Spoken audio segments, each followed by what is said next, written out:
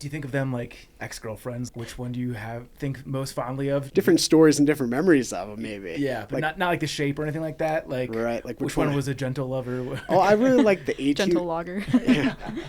Welcome to Backpacker Radio, presented by the Trek, brought to you by Topo Athletic. I am your co-host, Zach Badger Davis. Sitting to my left is... Sassafras Jess Stone. You've been practicing, huh? Not really. I think that was actually the worst one yet. I thought it was good. It was kind of punchy. Thank you. You really enunciated your syllables. I can do it again. Do you want to do it again? No. There you go. There you go. Even better. A few reminders before we get to today's interview. First is just a reminder, we are now 2 weeks exactly away from the Seattle, the Trek / Backpacker Radio Hiker Meetup. That's going down at Gasworks Brewing on August 17th at 6 p.m. That'll run to 8:30 p.m. We'll have Katie Jackson there, the Real Hiking Viking. It's going to be a fun, just informal get-together, totally free to go to. You're on the hook for your beers and food, obviously. But yeah, we're hoping to pack this place with the local hiker trash. So please come. We would love to see you and chat. I think there'll be some fun door prizes as well. And I also think we'll be giving away some Onyx premium memberships. So as if there weren't enough good reasons, that Onyx premium membership is nice. Next is last thing about the meetup is definitely RSVP to come to the meetup. The space is limited, and we're going to save the spaces for those who do RSVP. So the link for that will be in the show notes. You can also just Google it. It'll be on the Trek. That's the next thing is apply to be a Trek blogger.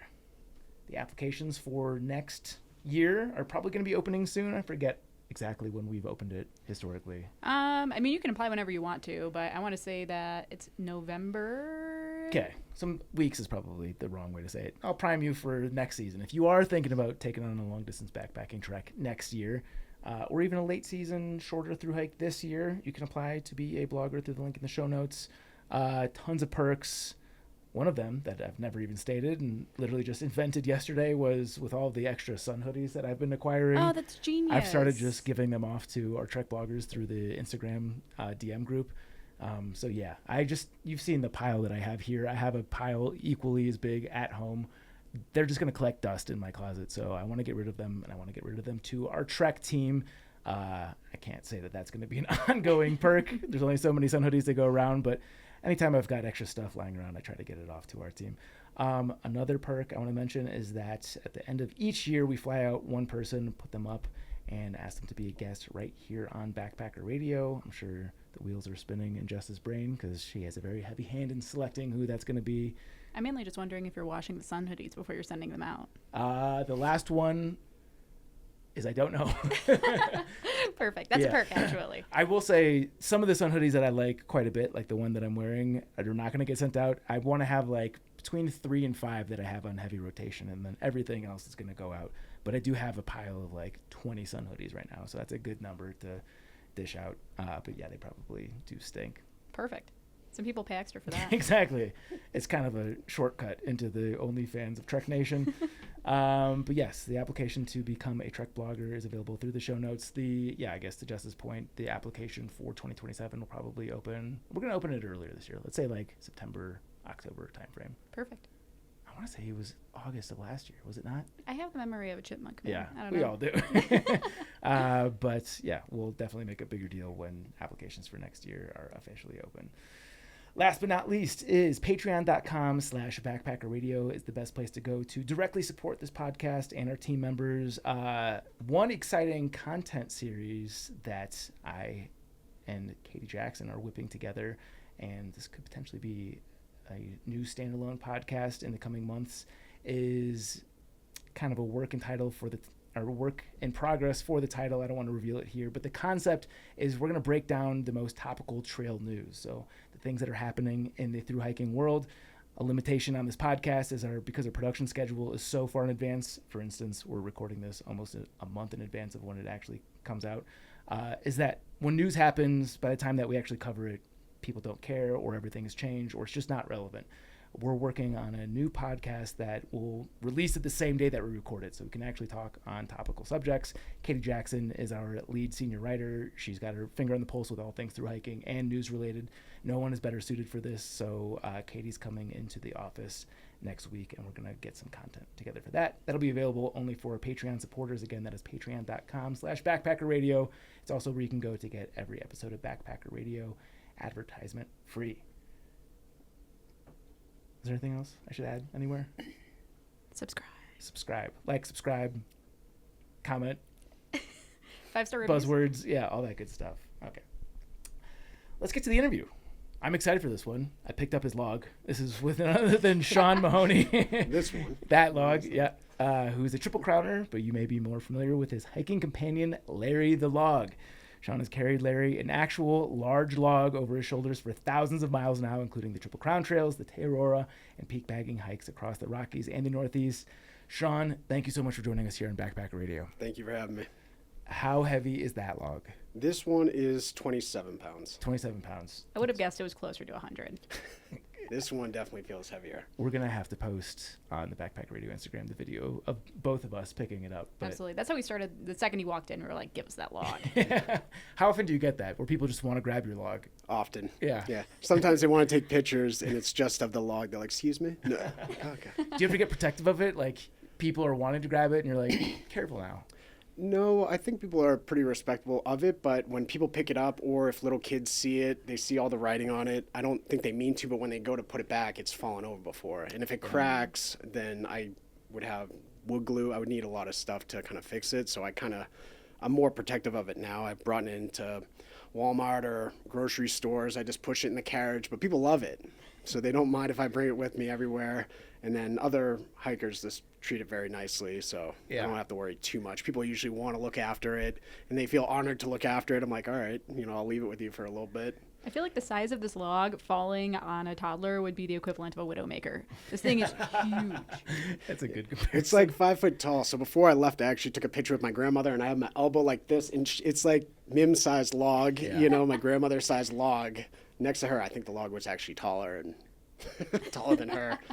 You're 5'4"? I'm 5'2". 5'2". On a good day. Yeah. I was going to say, when you picked it up, it was comparable in size. It was kind of hurting my feelings a little bit. Okay, we're obviously going to have a lot of questions about Larry. The first is, why does Larry exist? So I tell people, because they ask about the log, I tell them, it goes back 22 years. How much time you got? It's a log story, Classic. But it started as a way of training to go into the military, because I didn't do sports in middle school or high school. I wasn't really athletic. I never did Boy Scouts. I wasn't really outdoorsy. And I always wanted to go in, so I tried a rucksack and a backpack or a weighted vest, and I probably saw something on the TV with Navy SEALs, and I thought, I don't have 8 guys in a telephone pole, but maybe I can make one this size. And a guy's center of gravity is up in their shoulders and their chest. So when you pick it up, it actually feels, I don't know, it feels natural. It feels more natural for me. I can control it easy, and it's my center of gravity, so it helps when you're doing like water crossings or things like that. It actually helps balance a little bit, or at least it feels like it for me. I'm so used to it. Interesting. Yeah, I would not pick that up and think that like this is helping my athletic performance in any way. Yeah, sometimes it gets a little tricky. Yeah. Water crossings can be a little tricky, but if I ever worry about a certain part, I'll pick up a branch, a nice sturdy branch, and I'll go past and I'll just toss the branch. Yeah. Like I won't ever carry trekking poles. People will be like, you don't want to carry just one, you can use it for your tent, and maybe if you need to, but I've never used poles, so I've just always stuck with the way I've done it and just pick up a branch. Yeah. How have you noticed that your fitness has changed since hiking with a log? Oh, yeah. I go from like 185 to like 160. I lose weight. And then, because you're probably burning more calories carrying something that is 20 pounds. Certainly, yes. Every pound counts. People are shaving grams and ounces off their toothbrushes and not really adding weight to their pack. But what I've noticed more is what it's doing to like the shoulders. So over time, just switching shoulder to shoulder, it's that friction back and forth. Like I had to start putting bandages here or else, create a laceration. I have scar tissue. And then another one the C7 on the back of your neck from going back and forth. It kept rubbing against that, so the back of my neck kind of popped out right by the C7, you could see. But it wasn't sore. It was just wear and tear, and it was all that friction back and forth. Yeah. I feel like the equivalent of tech neck, but it's like log neck. Yeah. But people think, oh, you must have great shoulders, and they're really strong. But if you think about it, it's just kind of weight impeding blood flow to that area and just pushing down. So my shoulders, and I could show you guys pictures, you can see it like is concaved where the actual log will sit. Or else, at least it did on the PCT. Because it was so long. It was like 6 months. It was just nonstop every day. You could see where it was sitting on my shoulders. Oof. And then when I get done, I go and I go work out, and I gain that weight back on, and they bounce back. So it's temporary. Yeah. But luckily, all my range of motion, I haven't had any problems. Knock on Larry. Classic. You know? But Oh man, I don't even know where to start with this. There's so many questions. Okay, over the course of a full day of backpacking, estimate how many times do you switch positions with the log? Like every few minutes. yeah. Yeah. Is it It's not like I can tell. It's just when one arm gets sore. But then there's also times where even if that arm is sore, I need to keep it on that arm if I need this arm for holding on to vegetation, pulling myself up or bracing myself. So partway through on the AT, if it gets rocky, and I might have to get on top of something, lean against it, and switch shoulders, and then use it, or take it off my shoulder, put it up on the rocks. There's only been like a few times where I've had to take it off my shoulders and put it up onto something and use both hands. Yeah, I'm picturing you like carrying this up the Wildcats. Yeah. And it doesn't even compute in my head. Yeah. Yeah, that was a tough spot. Yeah, I Wildcats. bet. to that point, how many times would you estimate that you dropped the log? I haven't dropped it too many times. There's been a handful of times that I've actually dropped it. Yeah. But usually if I see it beforehand, I'll just put it to the side. Like if you have to go up and over down trees or underneath, like I'll put it to the side. Yeah. But one time, it's fallen over and it's rolled down and you got to bushwhack for it. Or on the PCT in 23, it was a high snow year. So I was in Syed Valley by the Marble Mountains and I was going across it, and it's a sink or swim, right? So you're on one side of the slope and I'll carry it in this hand if the slope's on this side, and I have my ice axe to use as a way to walk with a trekking pole or whatever. I think it just happened to roll off. Are you not carrying a trekking pole? No. Okay. So it's the ice axe just the ice axe. Yeah. And it happened to roll off, and it went down, started to go down like this, and then it rolled to the side and started really rolling down the hill. And that was the longest that I've had to go down for something. It took like a couple hours just to go down. Whoa. And come back up because it was the snow too. So Yeah. then throughout the day, it's turning more into slush. Yeah. So then you got your snowshoes on, and it takes so much energy to go down and grab it. I've never been swept by water before, luckily. Did Yeah. anybody see the log get away from you on that slope? No.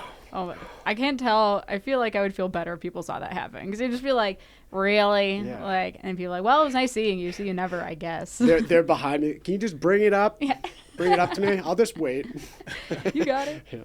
People have wanted to hike with it in parts of the section, but I can't do it. I'll let them try it on, but I have to carry it or else I'd go back. Your emotional support log. It is. Do you feel when you get a break and you put the log down, is it a sense of relief or a sense of like separation anxiety that you don't have the log with you? Funny enough, a little bit of both. Yeah. Like if I go into places, like I want to be able to see it. Like I said, I usually push it in the cart with me. It's not like I don't think people will mess with it, but it is one of those things that I'm so used to having it around. It's funny enough, like I'm fine to leave my backpack, and it has the Garmin, and it has all this thousands of dollars worth of stuff, but I focus more on the log, and I'll bring it with me to walk around and do these little side quests with it and leave the backpack with everyone else, Yeah. Have you had your Wilson moment where like you feel like you're losing your mind and you're talking to the log? Like have you drawn eyes on it? No eyes on it, although people have said I should put like googly eyes and different stuff on it or draw on it, but I haven't done any of that stuff. But Are you talking to the log? no, not really. Like in my mind, I've processed. You go through a lot, and Yeah. this is really throughout the years. It's been the only thing that's been with me. I mean, family is always there and stuff, but when you're going through some stuff, and your friends, family, everyone, you're out in the trail by yourself. And I have a log, which weird enough, I'm experiencing all this growth and this journey with. So it's actually more. It means more to me than anything. But yeah, I don't really talk to it, but I'm always with it. I don't know. Yeah. Not really talking about I'm experiencing this emotion of like he's sitting in the room and we're talking about him, but like not, you know what I mean? We're Yeah. talking around him, and I should be talking directly to the Oh, log. people will talk to the log. They love Larry. They give Larry a personality. Some people will put their beer by it. They're like, typical Larry. You know, like Larry the drinker, you know, or... All right, Jess, I'm going to task you Larry for a second. So, Larry, which of the Triple Crown trails was your favorite and why? I like the AT, not a trees. Is it a manlier voice? Might be a little bit more manly. Larry could go either way. Yeah. A lot of people think of Larry as being, you know, tough, but, you know, that's a different Larry has a spin on soft it. side. Yeah. Okay, so you used the log as like a training thing and a way to stay fit post-military. What branch of military did you serve in? Air Force. Air Force. Air Force medic. Yeah, and how long were you? 6 years. 6 years. Yeah, so tell me about going from like training post-military, trying to stay fit, to being like, I'm going to thru-hike the AT and I'm going to bring this fucking log with me. Gotcha. So I was training with it to go into the military. While I was in, I would run with it around base, and I think people just thought it's a military training base, that it wasn't weird at all. And then even when I was running, you got to think 22 years ago, there was MySpace. It's not like I was running with it and recording or anything like that or telling people about it. It was just a way to train. I didn't think much of it, and people didn't think much of it. It was only until I started hiking with it and slowing down where I could talk to other hikers. But so to answer your question, after the military, here and there I would train with it throughout the years. It wasn't until 2020, when COVID hit, I was training with it, trying to get in really good shape. I remembered how much I liked training with it and how it made me feel and how healthy I felt. So I started running with it, and I was training for a 24-hour Tough Mudder. So that's just a military-style obstacle course. It's as many laps as you can do. It's every 5 miles, the 20 obstacles, and then you start a new lap. So if you think of NASCAR, you start a lap, you come around, and you have pit lane. Every single time with the bracelet, you go through, finish, you go to your tent, start a new lap. And then there's just as many as you can do. So I was running with it, and then my cousin wanted to hike some of the New Hampshire 48 high peaks. So in New Hampshire, we have our high peaks, and I hiked with them and got hooked with hiking. Like the challenge of it, the slowing down, it wasn't bouncing and rough on the joints, it was hiking with it, and everything was a little bit more slowed down. And then from there, I just knocked out all the New Hampshire 48 mountains in 5 weeks, went and did Vermont, Maine, New York, and all the Northeast high peaks in 3 months. And then Chronicle did a segment on it, and they said, so what's next? And I said, probably the AT. Never thru-hiked, never overnighted on any of those mountains. So this was going to be something completely different every single day, having it on my shoulders and just figuring it out. And so once I started the AT, I decided to do it for veteran charities. And that was a success. It was just under 4 months. It raised $10,000. They brewed a Larry the Lager beer. Sea Dog Brewery in New Hampshire and Maine. Shout out to them. They helped raise a lot of money for that charity. Do you get any say in what the flavor profile of the beer is? No, I was just so excited that they reached out and wanted to do that, to be honest with you. Yeah. Made with real wood chips or something cool like that, you know. Mm-hmm. Is that a real woody profile? Yeah. Okay, so sorry, I got the timeline wrong. You were using the log pre-military and in the military. You were not getting remarks from your fellow Air Force brothers about carrying this thing around on your training runs? So they thought it was weird and crazy or unique, and I had 3 different logs. So why I like using logs is that you can sand them down and you can have different weights. So I had one that was 20, one that was 25, and one that was 30. And depending on how far I wanted to run or the different kind of training that I wanted to do, I would choose that log. So I got some of my buddies to try it out, thinking military, they would love it, and they're like, not my thing. I was like, okay. You know, they liked it, but not enough to just keep doing it. Has anyone ever liked it enough to just keep doing it? No. Other than you? Maybe one day, though. It might start a trend. I'm hopeful. I don't know. It starts here today. Yeah. Next thing you know, everyone's going to be doing it. Just wait for it. So why the log in the first place as opposed to like one of those weighted vests? Or I'm sure there's 1,000 different ways that you can make hiking, running more difficult. Like, why the log? So like I said, I tried the weighted vest and the rucksack and everything, and I just think that the log was more of up by my center of gravity, and I like how it felt. I could control it with one arm and switch it over the other. Where a backpack, I was leaning back more. A weighted vest, your arms are free. So it's a way to like put everything in the mix and to train that way. So I was tired, like upper body too, because you got to hold it up right. And how'd you get the idea? like I said, I probably watched some Navy SEAL stuff and thought, I don't have a telephone pole with 8 buddies, but if I make one to size, and it was a lot of trial and error. I didn't know it should be my wingspan. So it's basically my wingspan minus a little bit less, because I don't want to be scooting it to this arm and reaching for it and pushing down and, you know, across the shoulders. It's basically your wingspan minus a little less. So I should be able to do this with the log, and I should carry it like this. And when I go to throw it around, I could drop this hand. I should just be able to swing it around and pick it up with this arm. So you're pretty proficient with switching positions on it. Yeah. Do you have 22 like, tricks? years. I've definitely, it's a part of me. I can't imagine hiking without it. I've only hiked probably like a handful of day hikes, if that. And I don't even, it kind of stinks. Once I got there, I realized it was in the trunk of the other car, and I was like, is there any way to go back? We were already like an hour drive. Like, we're not doing that. And I was like, all right, I'll hike without it. Or in the winter, if someone wanted to hike with me, sometimes the winter can be a bit much. I've taken it on winter hikes, but no poles with snowshoes and all that stuff is really one of the biggest challenges, because I can only go so high with my backpack. I have to roll it behind my shoulders. I can't have the brain. I can't have it all the way to the back of my head. Yeah, you mentioned like the impact that it has on your upper body, but also the fact that you're not using trekking poles means that your lower body is way stronger. I got some strong legs. I got some tree trunks. I got some cankles. Short and stocky, but it helps when I need to, you know, hike with the logs. So. Yeah. And you said you had 3 different log weights that you've 20, what was the weight? 20, 25, and 30. Yeah. So when I started through hiking, I thought I'll take the lightest one just in case. You know, I don't want to let my ego all of a sudden 30 pounds be too much and quit on the AT after 100 miles. Be like, that guy with the log quit already, you know? Yeah. But, you know, throughout the years, I've had different logs. And then as for the ones that I keep, those are the ones that have been signed by all the other hikers. Oh. So those meet the criteria of staying. So when I get my own place, I have now the Triple Crown, I have the length of New Zealand, the Te Araroa, and now I'll have this one. And when I'm done, I want to have a man cave that says Log Squad, and each of them vertical with the hiking tag, what it raised money for, and the dates. So each hike is for a different charity. It's a different charity, a different log, and a different trail. Yeah, that's awesome. Yeah. How do you get the log ready to be carried? Like, I imagine there's a lot of process about sanding it down. Like, otherwise you're going to get riddled with splinters. Like, what is the process of getting it to be a carryable log? Yeah. First, getting the right length, stripping the bark. Are you doing this all yourself? Yeah.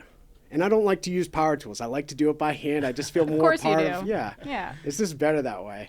But that actually reminded me of another good story. Once I do have it to how I want it and sanded down, and it's the right weight, it's the right height, and I like it, when I start these trails, I actually have to fly with them and check them through. So when I do that, because people that toss the luggage just in case, I wrap it up in bubble wrap. I do saran wrap.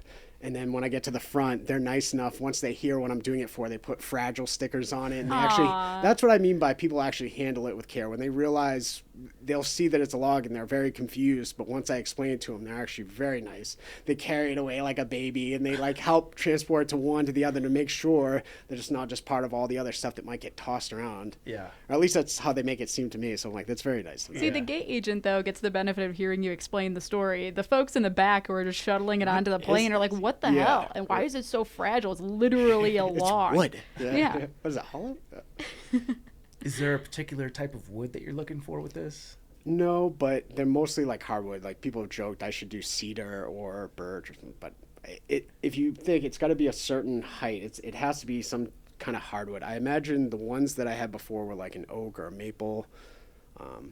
The one that was from New Zealand, I had to go to New Zealand and write to the Facebook group, and someone made me a log. Whoa. Well, he had a lot of logs to choose from, but it was a native wood from New Zealand that is only found in the North Island. So I was like, yeah, I'll take a look through the different pieces. It was one log. Really. They were all these weird, they were like skinny and short, or these weird curvature ones. It was the only one that was straight, and it happened to be the right height. It was 20 pounds at least. So it was 23. So I said, you don't need to sand it down. You can keep it as is. And he did an epoxy to seal it up. And he said it resembled an eel or a tuna, as they would say over there. So it had like, on one end, it looked like a mouth.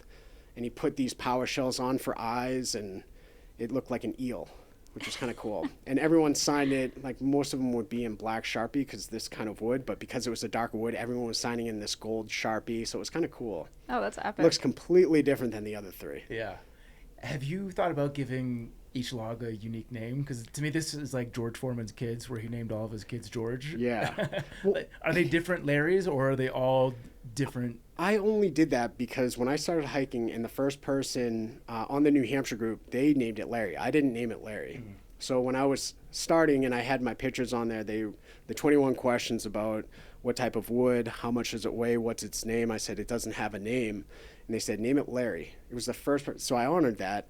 And then after that, it just made it easier to tell the story, right? Like imagine if I said, okay, Larry was 20 pounds and on the AT I did 2,200 miles. And on the PCT that was Leonard and he was 23. And you're throwing out all these numbers. Yeah. They were all meant to be Larry, 20 pounds, at least for the Triple Crown. Yeah. And then that's why I was okay with it being 23 as long as it met the criteria being 20. But people joke like OG Larry, like the original Larry the Eel for the other one, or Larry 2.0, or they would have all these other versions of Larry. But I kept them all Larry just to make it easier. Because you're explaining the story, it's all different charities and all these different numbers. It gets kind of lost, and if they're all 20 pounds and they're all meant to be named Larry, it's just easier. Yeah. But they are different logs. Do they all feel like the same Larry to you, or does every log have like a different personality to you? Yeah, they have different feelings, like different sizes too. They vary. They're pretty similar in length. Some were a little bit shorter and a little bit wider, but not by much. And then the New Zealand log, because I didn't get to sand it down completely, it rolled a little bit weird. Like when it was completely flat, I could stick my hand underneath like the bottom part, so it would roll differently on the back of my neck. Mm-hmm. But do you think of them like ex-girlfriends? Like which one do you think most fondly of? Not in terms of like different stories and different memories of them, maybe. Yeah, but not like the shape or anything like that. Like right, like which one was a gentle lover? Oh, I really like the AT gentle logger. Yeah. I really liked the AT log. That was like the starting one, and it was the one that I did the 111 with. So I actually had like a lot of miles and everything on that one, and it was the right height. It rolled perfectly on the shoulders. So when I get these logs, I'll pick which side I'll use for each arm.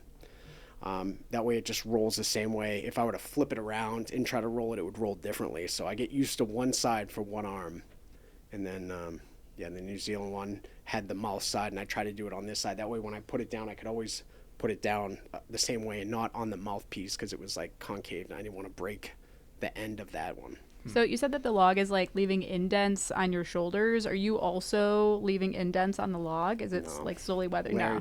Nope. Larry does not budge. Lazy Larry. He doesn't carry me. He doesn't budge for anything. Does he have any dual use? Like people will use like a bear can as a seat or something like that. Like, do you have other uses for the log? You could probably sit on it. It's not comfortable. Yeah. I've had people like sit on it. I don't mind, but it's not comfortable. It could float in water, but if I were to try to hold on to it, I'm sinking the thing. So it's not like it could be helped that way. The only thing I could think of is sometimes I feel a little bit more sturdy and a little bit more anchored down when there's high winds, or if like the water thing where I could feel like I could kind of shift a little bit more weight over to one side and really slowly, because I can kind of maneuver it on my shoulders to be the same way. And does it just sit outside of your tent at night? Yeah, people, that's like a question I get asked most is, does it come into the tent with me? It doesn't, but it stays underneath the vestibule. So it's always like pretty close. Yeah.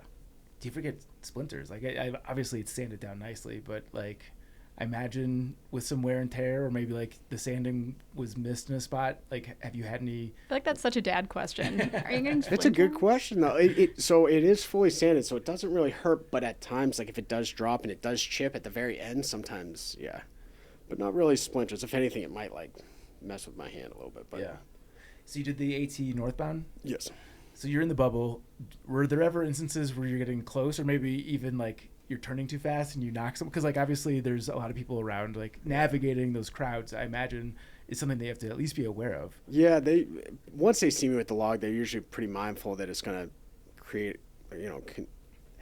take up space. But There are some day hikers sometimes that are just, they park really close and they walk up and they got their coffee and they're not paying attention, and you're going up, right? You got right away and they're just not paying attention. And luckily it's never hit anyone. I always kind of move to the side, but it's tough at times.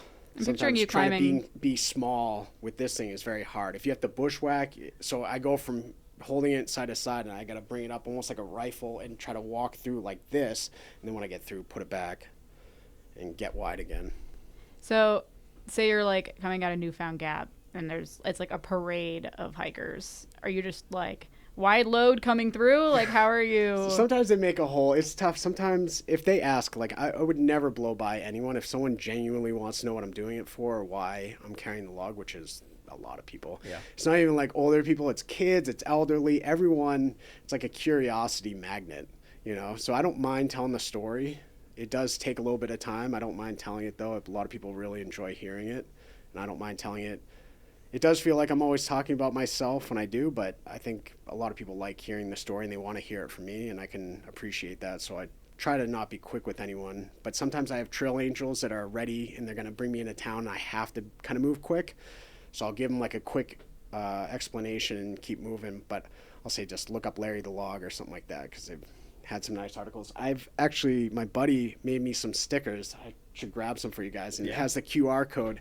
And what I would do is I just put the QR code on the log for whatever charity I'm doing it for. That way people can scan it and then it'll show kind of what I'm doing and at least answer the 21 questions if I can. If I'm on the move, at least they could find it. So you mentioned is a different charity for each of your hikes? Yes. What are the charities? So on the AT, I did it for veteran charities. And it was half and half. One was for wounded warriors for the physical side, and then for the mental side was Canines for Vets. So they each got $5,000. The Pacific Crest Trail was for St. Jude's Children's Hospital, and then the Continental Divide Trail was in honor of my grandmother that had Alzheimer's. And then for New Zealand, it was Make-A-Wish New Zealand, and this is going to be for cancer. Wow. American Cancer Society. That's awesome. How much money has been raised? Like 16,000, a little over awesome. 16,000. I'm hoping my goal is 35 for this one. I'm a little nervous because usually it's a couple thousand. The big one was the AT, but I think now as it's getting out there and people realize it's a direct link. I'm not profiting from it. I'm not sponsored. I'm not supported. So if they want to give to cancer anyways, it's why not check it out. If I can do 3,500 though, that would mean I could say it's raised tens of thousands of dollars. So that's like the one. I don't usually care whether I raise $1 million or $1. It's out of my control. I'm happy either way, and I feel proud that I can help out. But if I can get 3,500 for this one for cancer, then I can say that. So if I don't get it on this trail, I'll eventually get it. I think I'll do a few more trails. Yeah, that's I'll have awesome. to get that. You mentioned the Alzheimer's thing was because of your grandmother. Obviously, you're a veteran yourself, and so you picked relevant charities. But like, is there a personal story related to either of those charities or your time in the military that inspired raising money for those nonprofits? Well, when I first started and I was doing all the 111, I actually wasn't raising money for anything. And people kept saying, oh, what are you doing? Training, or what are you trying to raise money for or awareness for? And that's when it kind of hit me. I'm like, why aren't I doing this for a charity or a charity? It'd be a missed opportunity not to. So when I picked my first charity, obviously being an Iraqi vet, I wanted to do it for veterans. A lot of people think military when they see me anyways, doing a log and doing this, like making something that's already hard even more challenging. And then the PCT, I thought children, because even though I don't have children, I can appreciate what it's doing for them and the parents. Like it helps everyone and with the traveling costs and everything. So I was happy to try to help out with that. And then, Alzheimer's for my grandmother. I thought that was veterans, children. I thought elderly, dementia, plus my grandma. Like it was an honor to do it for her. And then New Zealand was Make-A-Wish New Zealand. So I did it for New Zealand charity. And I just kind of looked up what charity a lot of people got behind, and I liked Make-A-Wish as well. So I was like, that's perfect. Yeah. And then for this one, I thought cancer because a lot of people are affected by it. Yeah. So I don't have to have cancer. I know people that have had cancer though, so I'm happy to raise money for any charity. There's endless charities I would love to do it for. Yeah. Endless trails, endless logs. It's perfect, right? Do you suspect that more of your donations are coming through like the attention that you're getting online, or is it like the on the trail, on the ground conversations that you're having with people? I really think it's a little bit of both. If anything more, let's see. So the AT was the only one that was like the 10,000, and a third of that was from Sea Dog, because not only was there Larry the Lager beer that was sold out, there was multiple kegs that got tapped out, but also people brought in stuff to be raffled, and then so that helped. But people hand me money on trail, and it goes in. I would say it's like a tenth of what I would get though. So it probably is from like word of mouth. People write and that, oh, you must have met so and so. They told me what you were doing. So it's almost like spread organically. Like I don't do YouTube or TikTok or anything, and I would love to. I just I'm You've more got your hands focused, full, literally. right? And then when I get into town, it's just that I'm not quick with creating content and how to do all that. I have a treasure trove of endless videos and pictures every day. Traveling, like hiking, I'll have at least a snippet of like 5 seconds of walking, and it's my point of view.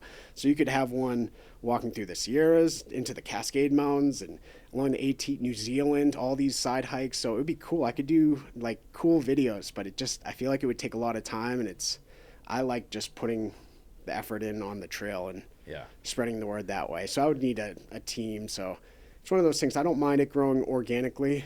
I would love to do, YouTube and stuff, but when I get into town, I usually talk to people and I try to have more of the connection, and to each its own. Some people can do videos really quick and they can do a little bit of everything. I don't think I'd be able to be that quick with it, and it would take up a lot of time. Sure. So for me personally, I just couldn't, unless it would take longer to do the trails, that's all. But. Yeah.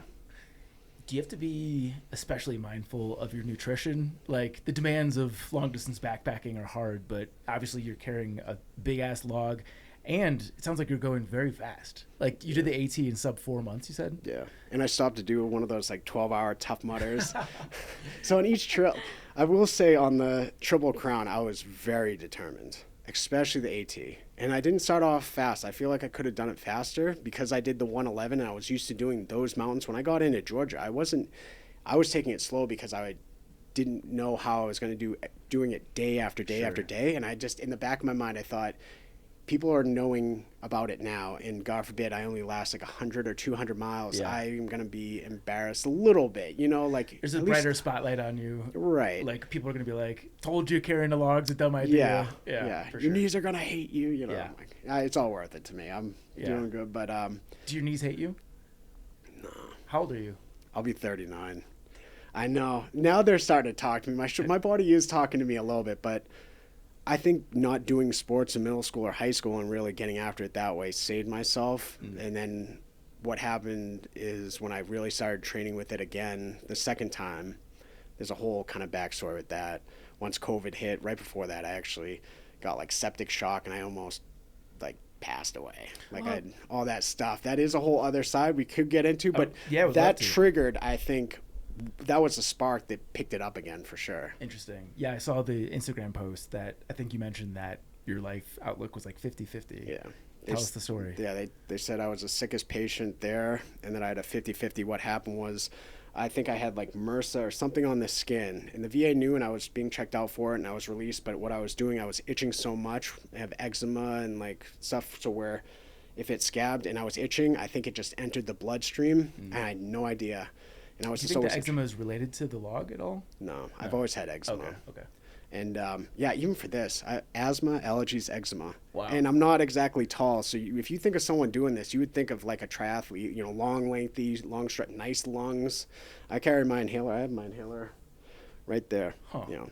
Yeah. And it does affect me, but I think that's why I never really tried as a kid with sports, is because I just realized, it's a little different than everyone else. They're not, breathing hard, and here I am struggling after a couple plays of playing football, But once you train a little bit harder, you train your lungs. I wish I saw that example as a kid. Maybe I can be an example for other kids that don't think they could do it. They look at me. Some other people have asked, and, I wouldn't be able to do it. I have asthma. I'm like, funny story, Like Funny you mentioned that. You could do it, but yeah. It was. So tell me more about the sepsis heart infection. Oh, yeah. So how long were you out for? So all of a sudden, I woke up. My cousin, I guess, I was staying with my cousin throughout the night. I guess my alarm was going off in the morning to go to work, and I wasn't waking up. So he was like, check me out. And he realized all of a sudden I was in bad shape. He started CPR, ambulance, everything. And I had a really bad, I was getting cold, like colder core temperature wise, like I was starting to fade. I wasn't breathing good. My vitals were very bad. And I got rushed to the hospital, and I was put in a medical induced coma for like a week. And I woke up and I was attached to 8 monitors. I was strapped down to the bed because I guess I would wake up and try to take stuff out. So they had me strapped in, 8 monitors and putting me on stuff. So they realized I had an infection on the heart. But that's the thing. If you go into the doctors and you say, oh, you know, I'm having problems sleeping and stuff like that, and I'm very itchy, they aren't going to just do an echocardiogram. Right. And I wouldn't think to go in and say, hey, do you mind doing an echocardiogram? Yeah. So it really took me getting to that. It was a ticking time bomb, but that's what it took for them to realize what it was, address it. And then, you know, I didn't talk to God or anything, but I think I had a good, you know, discussion and prayed a little bit and said, you know, I can turn it around. And, you know, I got stronger, and I think from there that really like got me to want to at least get 1% better. Yeah. And because COVID was hitting, I would go for runs and it would trigger the asthma, and I hated it in the very beginning. And it's almost like these people, these athletes that do what they hate doing and what they're fearful of, that I really connected with, and I actually really enjoyed it after a while. It's going through something. So I enjoy doing big miles with it to see what I can do. It actually makes me feel like, you know, I'm not anywhere near that. You know? Wow. I think that's what drives it. Yeah. So the AT was big miles. Even on my down days, it was around trail days where the group I was with went to trail days, and I went to do a 12-hour Tough Mudder endurance. Got back on trail, someone in Katahdin. On the PCT, I did Tough Mudder in San Bernardino, multiple laps, and then in Mount Whitney, and then on the CDT, I hit 10 extra 14ers. Wow. Damn. With the log. So give me the timeline. You mentioned the Sepsis was 2020. What were the Triple Crown years? So it went from when that hit, that's when I signed up for the 24-hour Tough Mudder. Okay. And I thought, this will give me a reason to train. It costs like $1,000 to do these things in Vegas. So the flight, everything. If I bought this ticket, I was going to take it very seriously, which I already was because of my health. So I focused more on my health my health more than my wealth. And I kind of put the job to the side. I was still working. It was part-time, I think like 32 hours or something. But where if I wasn't working, I was hiking, I was training, I was doing something. And they canceled that year because of COVID. So I kept training, kept running. I was in really good shape. I was running up to like 50 miles in a day. And then that's when my cousin wanted to hike. So that's when 2021, it was that year that I did the summer where I did all the 115 in 3 months. And then I went to do that 24-hour Tough Mudder. The goal was the 50-mile bib, got that. And then that's when Chronicle did the segment. So it's 2021 for all those high peaks. The AT was 22, the PCT was the 23, the CDT was the 24, and then the TA was 25 to 26. Yeah. So I just got back from that, and now I'm doing the Colorado Trail. Uh-huh. So all this hiking has been right after all that stuff kind of happened. Yeah. So coming off of the sepsis and the heart infection, and then it sounds like you basically immediately went into this training. I'm curious, like, what your mindset was, or like how you were feeling. Because I imagine there's probably a lot of like processing going on. Yeah. So was the like exercise you found like a really healthy way to channel that? Was there any worry? I imagine doing like the aerobic workouts and fearing like something was wrong. Yeah. So I'd rather be outside and be running than being in the gym. It was more lonely, but everyone was going through it when COVID was happening. You know, it was like a weird time that everyone was kind of going through their thing, and I felt by myself, and I just felt so focused on my health. I didn't mind spending all that time, even if it wasn't running, if it was walking outside. It was really gradual. So, you know, you're talking someone that didn't do sports or anything like that, never did endurance stuff, to having that happen. It was really gradual. It's not overnight. But the log itself with big miles, you got to understand that the log goes way back. So I always kind of had that practice or that type of training. And then I went to that eventually and started hiking. And I saw everything as a way just to train and feel better. The more I trained, the better I felt. And I never really looked back. I pushed a lot of other things to the side, though. You know, doing this stuff, you're usually by yourself and training, but you meet people along the way, and I really enjoyed it. I'm glad I did it.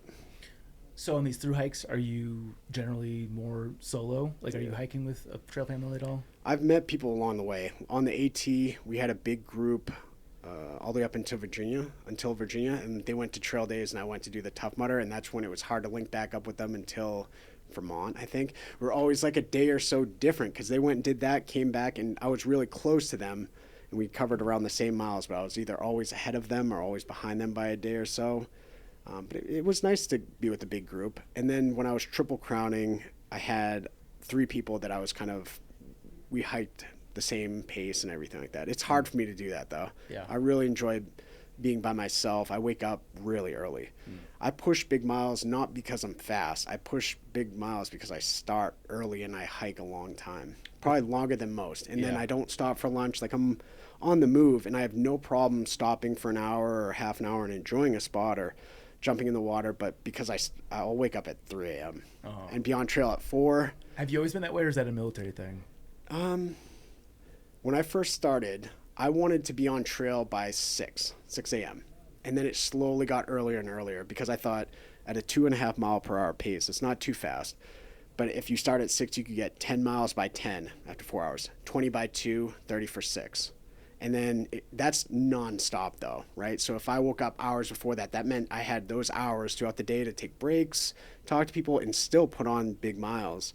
So it was always the earlier you started, if you can get a couple miles in before the sun comes up, and then you get a breakfast at an awesome spot, maybe on top of a ridge, you can usually plan out, if you have like an hour, where you want to be for that sunrise, and you get like a breakfast, and then you can keep pushing. At least you're getting going.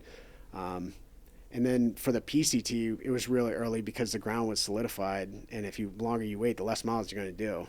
So I had no problem going to bed earlier when the sun went down and try not to be on my phone and waste battery. And just, I think my circadian rhythm eventually, it was always by like 15 minutes every couple days, and slowly I was just waking up at that time. And then if I just took a leak and it was like 2:45, I'm like, close enough. I'm not going to go back to sleep for 20 minutes. I'm like, I'm just going to start even earlier. Yeah, that's hardcore. Yeah. It's not but I would say the majority, absolutely. The majority of the time, I like waking up at that time. It doesn't bother me. That would be my perfect day, would actually be to start at that time. 2:45? No, 3. For 3. These And if 3 you're like o'clock. sleeping in 4 a.m. If I want to sleep in until 4 and be crazy, I will, but. So there's no alarm being set for you to get up at 3 o'clock in the morning? There is, but what I'm saying is sometimes I even wake up before that. And if it's close enough, it's tough because if you fall asleep for 20 minutes or 30 minutes, I'm like making a judgment call with one eye open, like, I'll just wake up. So what was your biggest mile day on the AT? On the AT, it was like 32 or 34.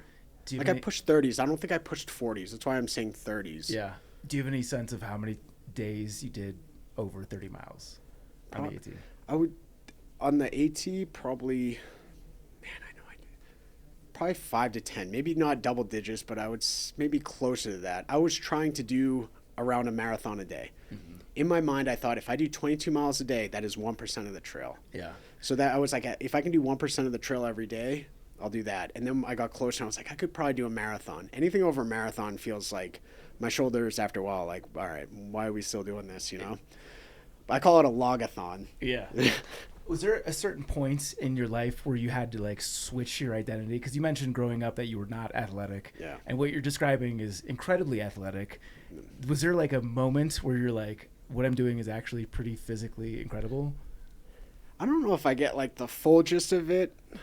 Like people have asked me that. They're like, do you realize what you're doing? I'm like, I don't think fully, if I'm being completely honest, because I think it's very doable. I don't think people would want to do it, and it wouldn't be fun for someone. But I think someone who almost passed away and realized that it makes me feel stronger and in better shape, I have no problem seeing what I can do. Yeah. Now, there are sections where I might want to take a little bit slower, but few and far between. I have to have a reason to want to slow down. Yeah. Like it's tough for me to slow down with someone. When I was in New Zealand, I was hiking with a girl from Italy, and I've never really hiked with someone else, so I had to run things by her and do a slower pace and don't, start at 3 a.m. Don't even start at like 7. Like, let's wake. And it was different, and I can appreciate hiking in a different way. It's not that it bothered me. It's just, if it was up to me, I would absolutely be pushing it. That's not the hike that you want to hike right. on your own. Yeah.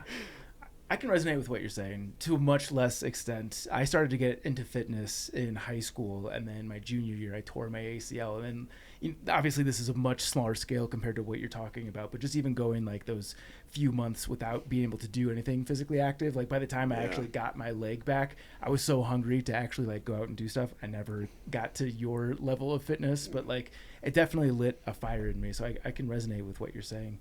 What you mentioned, all the sacrifice that you had to make to get to the level that you are now. What do you do for work, and what were you doing previous to this incident? So before it happened, before I almost passed away, it was just a normal job. Like while I was going to school for radiology, and then I didn't want to go anywhere near the hospital because of what happened. Like with asthma, if I was put on a ventilator, I might be strong, but just because I feel like I'm strong with asthma and a ventilator, I don't know.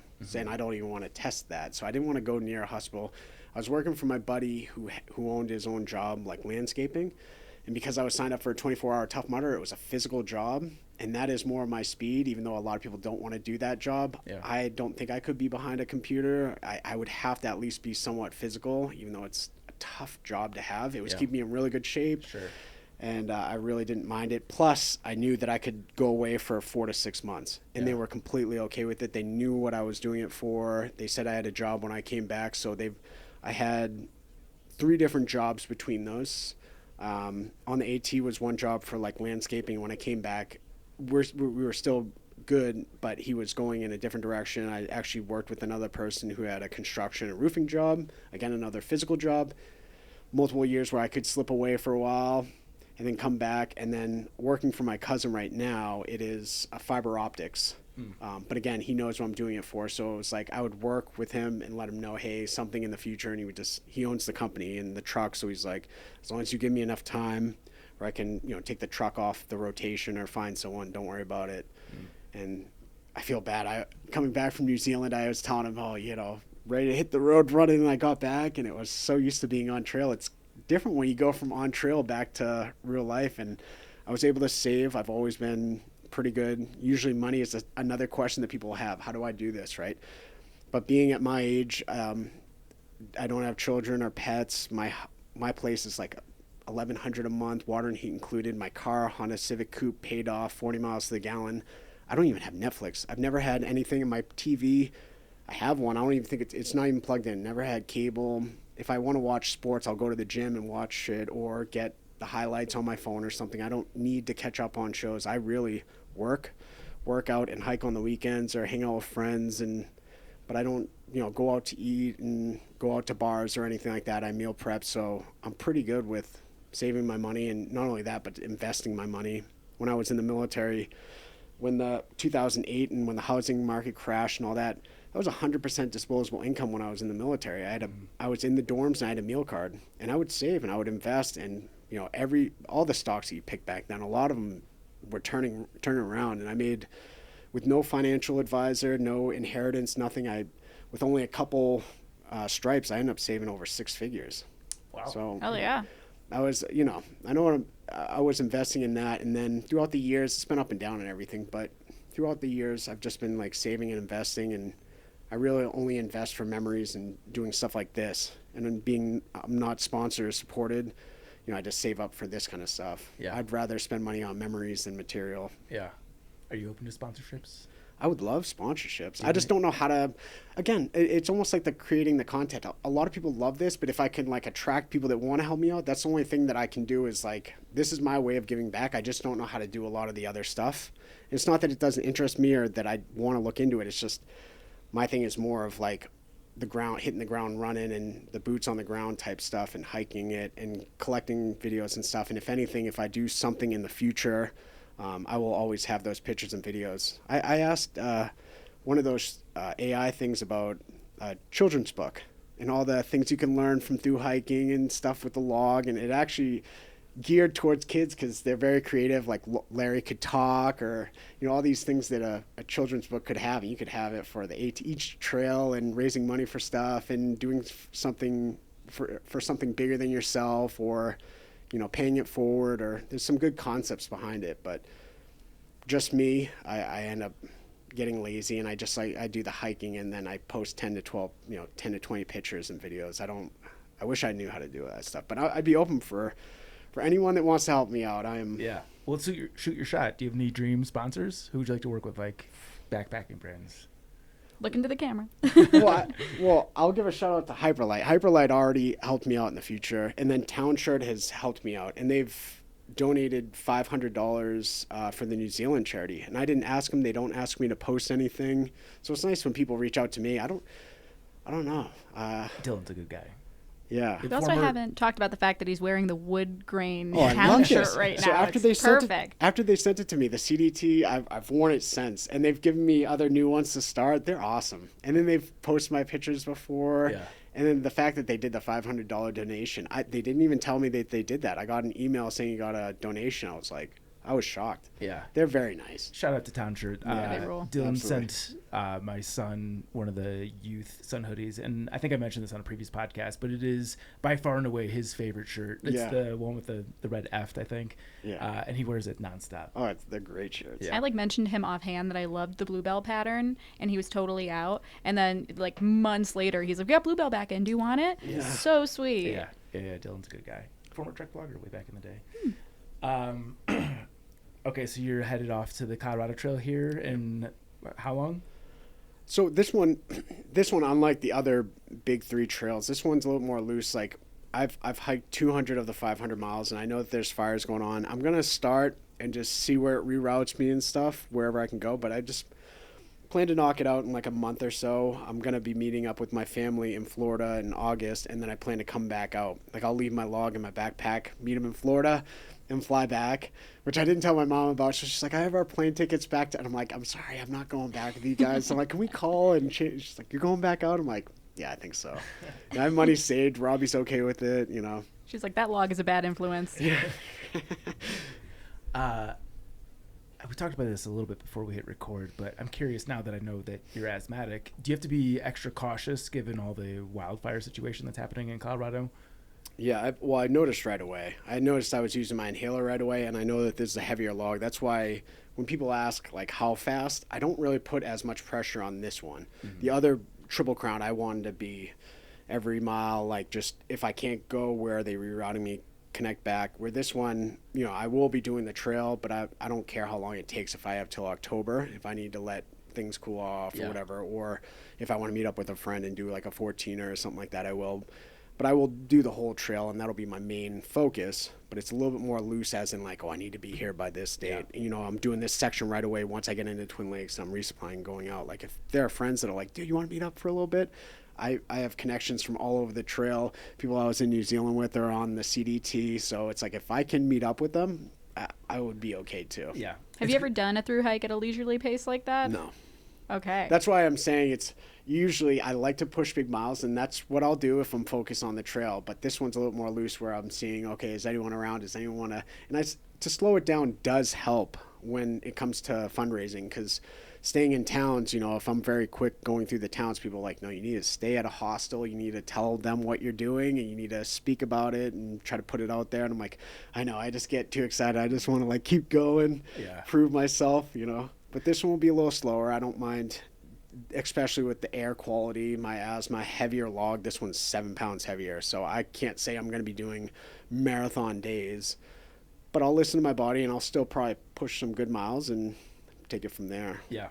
It's good that you've got that flexibility, because it is so variable. Like it's actually nice today, but Jess can attest, the previous week, like even from the office, seeing the mountains from whatever, a half mile away. You wouldn't even know there was mountains there. Yeah, it was bad. So like it's just different day to day. So was it a lot smokier before? Or? Way smokier. Terrible. Really? Yeah, terrible. But I don't know what's happening further down the trail. I know Leadville is bad. Maybe it's better once you get past Leadville. But just it's good that you got the flexibility. Yeah, like it wouldn't break my heart if I can't go through those sections. I've done those sections. The plan is to do them if I can, absolutely. But I wouldn't be heartbroken if I have to kind of hike around it or take a different route to connect through. Yeah. Whereas before, it would have bothered me a little bit more. Like, no, I want to finish. That's why when you hear about the fires in some of these years, I think the PCT year that I was doing it, the year prior, they could all the way up to Canada, and they couldn't go to the northern terminus because it was like a fire or something. I'm like, imagine that. Yeah. And then they came back the year that I was doing it by Stehekin or something, and it was almost like a fire was breaking out. I'm like, if they can't get to the border again, how bad would that, how bad would that stink? Yeah. Like, I got rerouted, and I was like, no, I'm going for it. Like, I'm not trying to wait for this. There was like a couple fires that were breaking out up there. So I'm curious how many more fires break out per year. Yeah. I'm knock on logs that the PCT seems to have been not super fire ridden thus far. Right. Ooh. Never seen that happen before. Your turn for a question. Oh. What are you looking forward to most about the CT? Is it the nice pace, or is it seeing some of the stuff like when you're not sprinting past it? Right. I think it's a little bit of both. This one's a lot more flexible.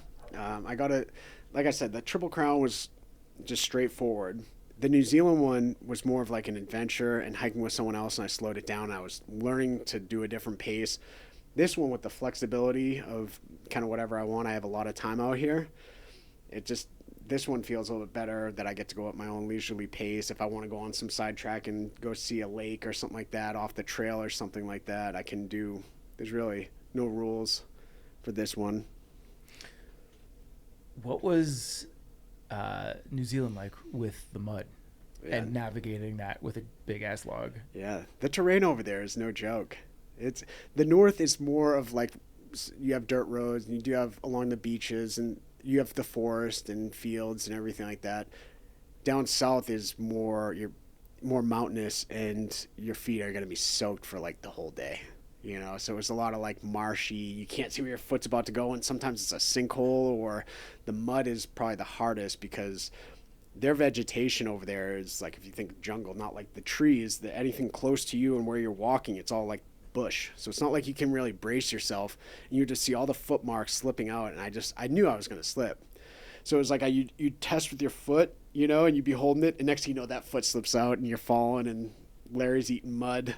But it was only a few times. The other really muddy spot is the Longwoods at the very end by the southern terminus. But that one, like, you're going up to your knees. But once you get your feet muddy, you can walk through it. It's just annoying. You can try to go around the outskirts too.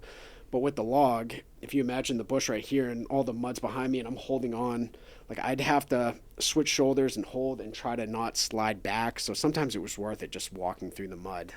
Like, there's really no going around some of those spots.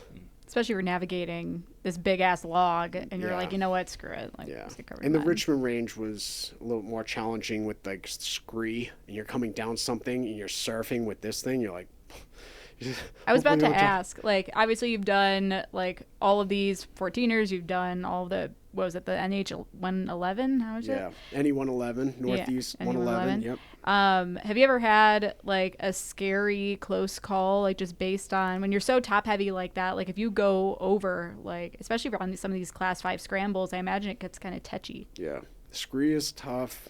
Down trees, like. And it's not that the down trees are tough, but with snow, going underneath, it's all like the body mechanics of like going up and over stuff if I'm carrying it, where it's like you're back afterwards. You're like, you're like twisting weird. It's all weird body mechanics. But the mud, water, but I would say the snow is probably some of the hardest hiking. Just because you have to have more weight. Because I only go up to my shoulders, everything was on the outside of my backpack. So the bear canister, I would have to clip on the Y strap, and I would have to have it dangling on the outside in a plastic bag, and it would be empty, and then I would just take my food at the end of the night and put it in, because you had to carry that thing through certain spots on the PCT. And then you get your snowshoes, your ice axe, your crampons or micro spikes.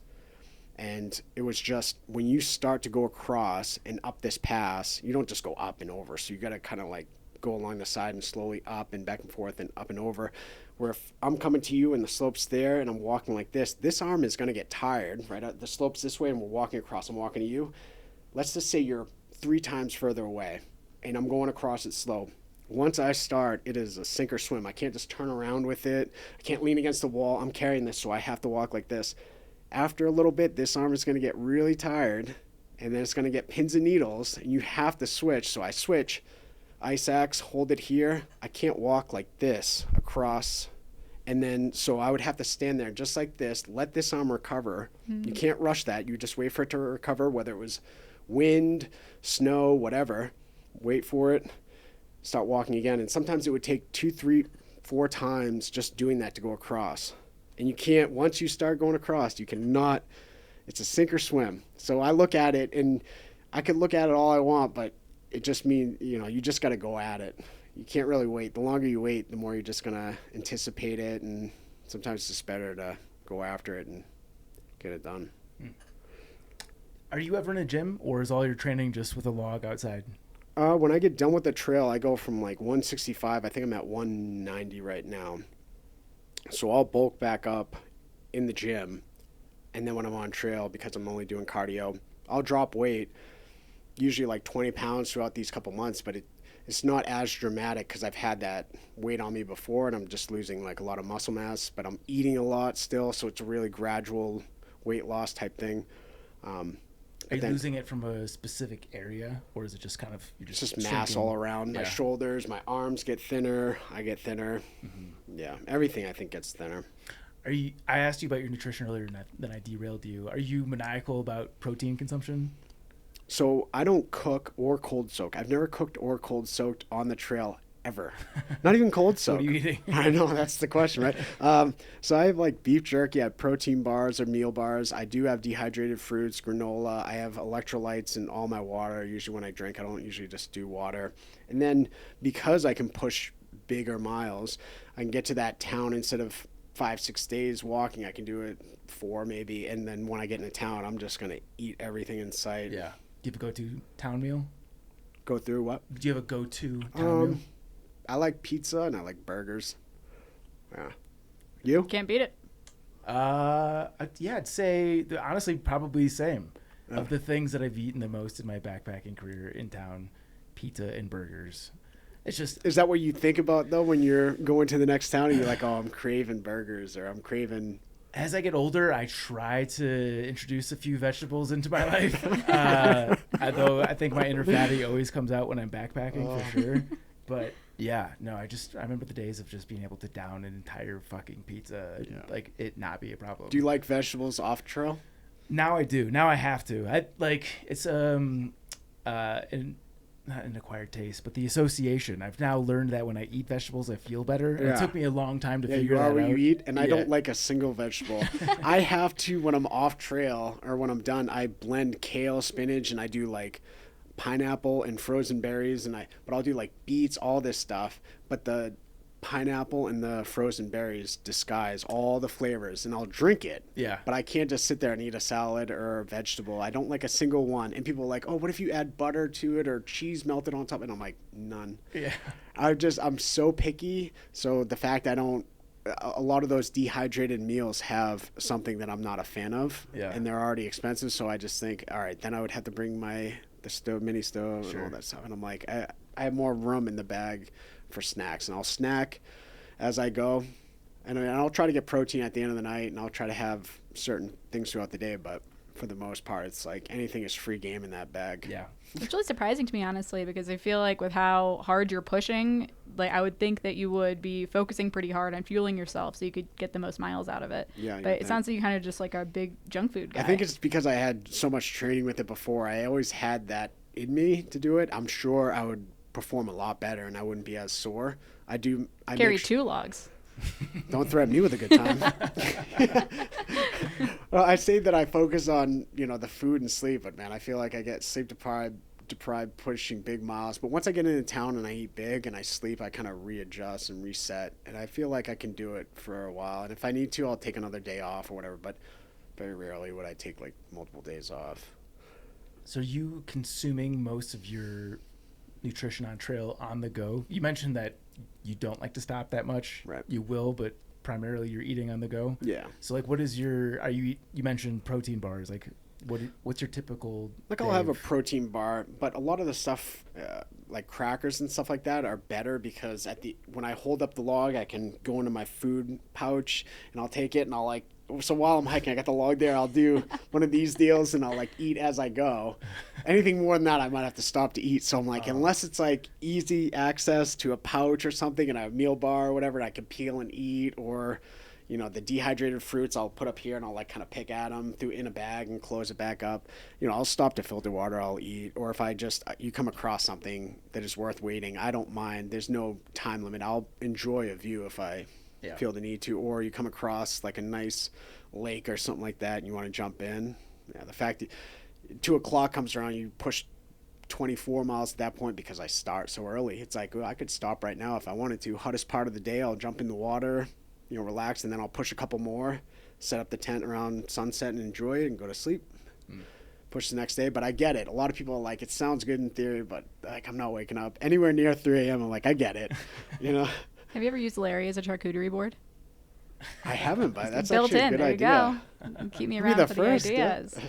ideas. So we lightly touched on you don't carry a stove or anything, Right. but I realized you never talked about your backpack. What is your base weight? When I went through Logan Airport, I think with some food in it, none of the water, I think it's around 20. Okay. With food, like a day or two worth of food ready to go. Mm-hmm. I think I'm roughly like the same. I really haven't changed anything about the backpack since like the AT. I feel like I've had a lot of I switched out the tents and stuff. It's a little different, but as for how I pack the bag and everything, I haven't really changed too much, especially with the clothes. Hiking clothes, the clothes at night, camp clothes. I don't really carry too much extra stuff. You would think this is my luxury item, but I actually do carry a 9x9 Rubik's Cube, which I like to mess with. It's my way of at the end of the night, if someone's reading a book or relaxing, that's my way of relaxing. This is your hiking partner. It's not a luxury item. Right. This is your buddy. That's true. Wait, a 9x9 isn't the typical 3x3? Yeah. You're doing a 9, so 3. Are you able to solve it? Yeah. I got it in my thing. Jesus Christ. How long does that take? 20 if I 20 scrambled minutes. it up, 20 minutes? I should have asked you before we started because it's a 9x9. I could do it and talk to you. I could have done No it. shit. Oh yeah. Because it's like driving a standard, you don't think, okay, now I'm going to push in the clutch and then take off the brake. Like, you just do it. You're mindful of it. But I've done it so many times that, I know what to turn into flip, so I can look at you and do it and eventually just look for a second and start doing it again. Is it accessible? Can I don't think I've ever seen a 9x9. Yeah. Can you snag it? Yeah. Have you seen a 9x9? No, I know it existed. But I'm also not deep in the Rubik's Cube community. I don't know why. I think I'm in the Rubik's Cube algorithm, even though I can't do one. But I get the ones where the kids are juggling and solving them. Have you seen that? Oh, man. Legitimately, Wait, they're you can't do juggling. that? Yeah. That's He's got a carrying kit. Oh, it's a sock. Well, because if you turn and you Whoa. push it in the bag and this turns and pops, this keeps the structure. It's clean. Oh, okay. Use it, but it's something to wrap it in. So that's not solved, right? This is just This is with a pattern in it. I Right. can put it to solve if you want while we're talking. Yeah, that'd be great. Yeah. And in the meantime, let's see how far we can get. We probably got another 5 or 10 minutes here. I wish I could accurately convey how insane looking this thing is over the podcast. Yeah. Get- This is you a have to shout go out to for the the YouTube. YouTube for sure. But Yeah. this is so. How long does a regular Rubik's Cube take you to solve? The A little 3x3? over a minute. Jesus. That's crazy. I feel like an iPad baby right now because now I'm just everybody shut up. I just want to watch him solve Yeah. this. Oh, it's funny because when I was training for this, what I would do is in Planet Fitness, I would walk the treadmill or the stairs, and I would solve the Rubik's Cube while I was doing it. So it would simulate the 20 pounds for the backpack. I would do it for a while. I would take 20 minutes to solve, and then I would put the different patterns in it and do it again. It would be roughly an hour.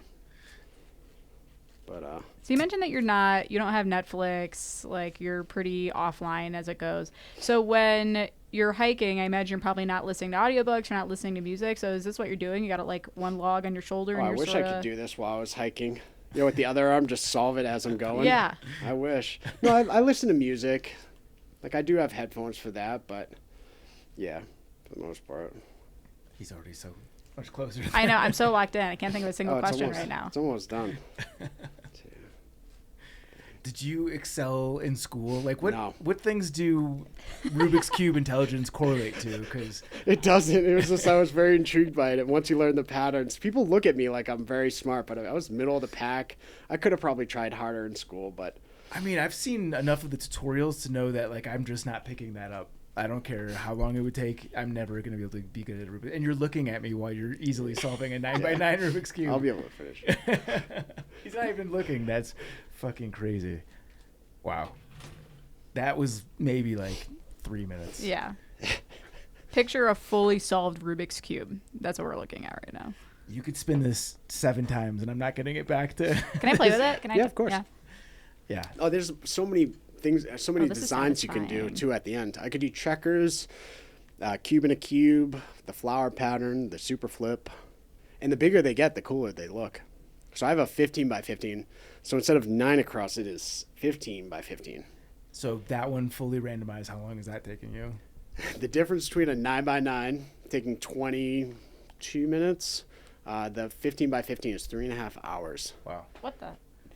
Yeah. The reason being is, so for these, it's the reduction method. You're solving it like a 3 by 3. When they're fully scrambled, so I'll just do this just so I can show you. You have, this would be a 3 by 3, right? You have the corner, an edge, a corner, and then edge, center, edge. So as it's jumbled up, you just have to build the centers, build the edges, and solve it like a 3 by 3. The reduction method meaning you're reducing it to a 3 by 3. So the bigger they get, it's just going to take more to line up all these to create that center. And then the edge, as jumbled as it is, it's not extra patterns or algorithms. It just takes longer to keep flipping them to create one edge. So it's not like all these different algorithms. It's just going to take a lot longer to plug and play all those to create the center, the edges, and solve it like a 3 by 3. I don't think there's really any other way to do it. I think it's just the reduction method. I was hearing like the dial-up sound in my head as you were saying. Still dialing, and you're looking at it like, what were we talking about? I had like elevator music going in my head as you were explaining that. Yeah, I'm picturing Charlie from It's Always Sunny with like his hair wild and like the whiteboard with all this crazy algorithms. Pepe Sylvia. Yeah. Fuck yeah. Cool. Yeah, I think that's it. Is there anything else that you want to relate to listeners of Backpacker Radio? No, just if you are interested, it's always a direct link. It's always to the right people. I've never taken a penny that has come my way. So yeah, we'll definitely include the link to the fundraiser in the show notes. So definitely do go check that out. Check out Shawn's Instagram, which is Larry the Log. Hell yeah. And we're going to wrap this with the peak performance question presented by Topo Athletic. Use code TREK15TOPO for 15% off your next pair of Topo Athletics. Do you have a top performance enhancing or backpacking hack? You know what? I actually like doing, they don't have the 5-hour energy. Well, you have 5-hour energy. It's like a B12 vitamin shot. It's basically like a 5-hour energy. And I don't drink coffee, and that's how it helps me get up in the morning is I put that 5-hour energy or that B12 vitamin shot in my water and I dilute it. So if you like get anxious or the jitters from caffeine, it's a way to kind of just throughout the day, I hydrate in the morning. It helps me wake up. Yeah. It helps me get going. It's that little bit of energy. B12 is something that we need anyways. So I try not to abuse it, but one in the morning to get going, it sometimes helps me because I don't do really any other caffeine in other ways. So is this just B12 or is there caffeine in it also? There is caffeine in it. It's the same as a 5-hour energy drink. And I think it says on the back, like, comparable to a premium cup of coffee. Yeah. So if you're a coffee drinker and you drink coffee, I get it. Yeah. Because that's some people think if I loved coffee, I would have it on trail. But if you're not and you're trying to think of ways to, it's very small, bang for your buck, and it's easy to pack out. It's not a lot of weight, but it does help. Say the name of it again? It's just a B12. It'd be like a 5-hour energy. I just say the off-brand one because they're cheaper. Got it. Right. But they have them in like Walmart, just B12 vitamin shots. Yeah. Fuck yeah. Yeah. Aside from the fundraiser and Instagram, is there anything else where people should go to keep up with you? No, not yet. Not until if I ever did like a YouTube or anything. But yeah, I'll keep people posting on Instagram if I decide to take that route. Fuck yeah. Yeah. Shawn, you're a legend. Larry, you're also a legend. You guys will have to sign it. Yeah, fuck yeah. Thank you so much for doing Backpacker Radio. Appreciate you guys having me. Today's bonus segment is another Sun Hoodie review. Maybe that'll just be the MO going forward. If you guys like the Sun Hoodie reviews, be sure to check out the Thursday episodes. This one is a popular one. And I won't give anything away. I'm going to go through my little spiel here. So this is the Farpoint Sun Cruiser hoodie. There's a couple of different variations on the product page. Sun Cruiser Farpoint. I have it's the Power Wool 100, the other option. So it's two different fabric options, essentially. There's the Merino blend and the Power Wool. I have the latter. The Merino blend is 150 grams per square meter, and the Power Wool 100 is which is what I have, is the 5.8 ounces for a medium. Moral of the story is I'm basically just talking about the Power Wool version of this. I don't exactly know how I settled on this other than I thought the power wool fabric was just kind of an interesting concept. Like a merino blend is nothing novel. I've heard really good things about Farpoint, so I feel like I should go with the thing that I'm less familiar on. And power wool is a specific build, and that is that it's double layered. So the merino is on the inside of this thing. Oh yeah, the inside has kind of like a cool gritty sort of looking pattern. Yeah. So it's like instead of blending the fabric together to get some like mishmash, which is what the other fabric is, it's specifically the merino is on the inside facing part, and then the synthetic is on the exterior. So the idea here is that the merino pulls moisture from your skin and transfers it to the synthetic exterior, or it evaporates more quickly than it would with just like a wool piece by itself. This is kind of a complaint of 100% merino wool, or I guess just like anything that is heavy merino wool, is that it does keep you cooler than something like cotton, obviously, and wicks better than it would with cotton. But it gets like heavier and saggier than synthetics do. Synthetics do a better job of evaporating.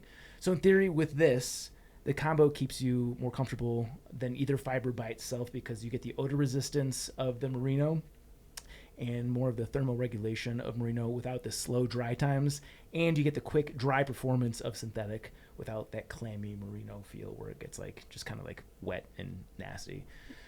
That being said, like that is the theory behind this fabric. In practice, it's fucking nice. Nice. All right, cool. The fabric is really cool. I mean, it looks pretty slick. I try to go into skepticism with some of these new fabrics because I think that the hype can get ahead of what the actual performance is. Mm-hmm. I feel that way a little bit with Alpha. Alpha is cool, but Alpha is certainly a very good product, or a good material. I just think that it's the hype has exceeded what it is. I was really impressed with this. I've only tested it on one 8-mile hike. It was in the upper 70s, so it wasn't like boiling hot. It wasn't, this isn't extended long distance backpacking, but this has been consistent with a lot of my other testing, and I thought that it was much cooler than comparable sun hoodies that I've tested. So I'm gonna go through the pros first. The fabric feel is really nice. It is soft on the inside. I thought it was really cool in heat. When there was a breeze, I could feel the breeze permeating the fabric. You can tell it's pretty transparent. Like you can see my tattoo through the shirt. Right. So it is a little bit see-through. I have no problem with that. Yeah, I was curious about the weight of it because, I mean, it does not look heavy. It's not. It doesn't look like cheap either. Yeah. And it's not cheap. Did I pay $100 for this? $105, I think, according to the product page. The weight of this one, according to my kitchen scale, is 5.9 ounces, definitely on the lighter end of the spectrum of the ones that I've tested, so the weight is nice. I did think the moisture management was very good. I like the fit of this. All of the sun hoodies I've tested is a large. This is how I think a large should fit. It's not short on the arms. I can reach my arms out. It's not pulling back. It's long enough. The hood, I would say, is pretty good to good. I could go with it being 10% larger, but I have a large dome. But that's been one of the knocks on a lot of the sun hoodies that I've tested, is just the hoods are either way too big, they're made for like helmets, or too small and like you can't get any airflow and it traps too much heat. I think overall this is really good. And I just, from an aesthetic standpoint, I think this color is nice. Yeah, it is. Like he did a good job with his color selection options. The cons, and I think relatively speaking, these are minor and very personal, as are most of my sun hoodie complaints. The cuffs won't allow me to go like past mid forearm. So like if I'm in a situation hiking at night, for instance, or I'm in the shade, whatever it might be, and I want to like cool down even more and I don't need the sun protection, it doesn't really have that versatility. Same deal with like, there's no like zip down here. I don't know if a zip is even like feasible with this type of fabric. I know it only works with certain types of fabrics, or at least it creates greater issues with certain fabrics. I don't know if that would be possible here. Obviously, that adds more failure points, more weight, more cost. But I personally like having more versatility for a sun hoodie. If this is something that you're going to be wearing 24/7 on a thru hike, I like having that. And then I think probably the biggest con with this one is that the UPF is only 15 to 20, depending on which product option you get, which is definitely on the lower end of the spectrum. I don't think I've seen a UPF below 15 of all the sun hoodies that I've tested. So this is like toward the bottom end of the spectrum. For that reason, for me, I don't think I could use this on like a long through hike with my skin cancer history. It wouldn't work.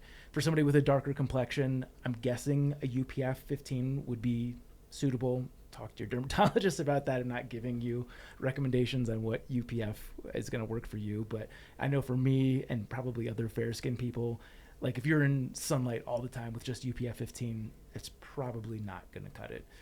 Have you ever been burned through anything, like a layer? Yeah, good question. No, I've never noticed getting like tanner, which I don't do, or burned through layers. But apparently you can get enough of the UV rays where you can get like the negative effects of the UV rays without actually burning. Oh, okay. Yeah. All the bad sides of a tan without the tan. What a bummer. I do. I'm pretty sure that I asked that specific question when we did the episode with Dr. Katie Mano, dermatologist. So go back and listen to that one if you want like a deeper dive on dermatology stuff. Totally. And I absolutely listen to every single episode. That is a good one because I'm pals with Katie and she's brilliant. And like anytime I have a skin related question on anything, she's always very helpful. Are you texting her photos of all of your moles? No. Say it into the microphone. Yeah. Now that I have real health insurance, I just go to the doctor. I try not to. I only bother my friends when it's like an emergency instance. But I send all my friends pictures of all my moles. So you're do you actually have a doctor bad friends? friend. No. I'm just really caring. I want everybody to see all my moles. Everyone should have one doctor friend. Yeah. I'm blessed that I have two, and they have gotten the most odd texts from me. But I do have a lot of nurse friends. that's good. And they party harder than anybody I've ever met. There is something about the nurse lifestyle. Like you're traveling. Sometimes you work odd hours. You have like maybe way too much knowledge of how much the human body can withstand take before. Yeah, exactly. Yeah, for sure. But yeah, the biggest negative for me with this piece is the UPF 15. That said, overall, I love this piece. Every time I've worn it, I've been just really happy in the sun with it. It breathes well. I don't get overheated. The hood's a relatively good size. I like the way that it looks. This is, of the ones I've tested so far, easily in the top 5. I would probably put it top 3 even. And I think for my final score, I'm going to give this a even 8.0 on a 10 scale. Nice. Wasn't it out of 5 last time? No, it's always been out of 10. Out of 5. But no, how many boobs? We don't do that anymore. I retired Chauncey's boobs. I feel uncomfortable talking about Chauncey's boobs when she's not in the room. But I can talk about Chauncey's You boobs. can talk about whatever you want. You're your own independent woman. But yeah, we're going with stars because I don't like it. But yes, I would overall, again, might have to caveat. I feel conflicted saying this because I just talked how I don't think the UPF 15 is suitable for a long distance backpacking trip. And this is the context that I'm testing it in. But I do like the piece very much. So I don't know how to grade it based on those factors. But I'd say if you're somebody that is not concerned about having fair skin, or you're not necessarily highly susceptible to skin cancers the way that I am, this piece would be awesome.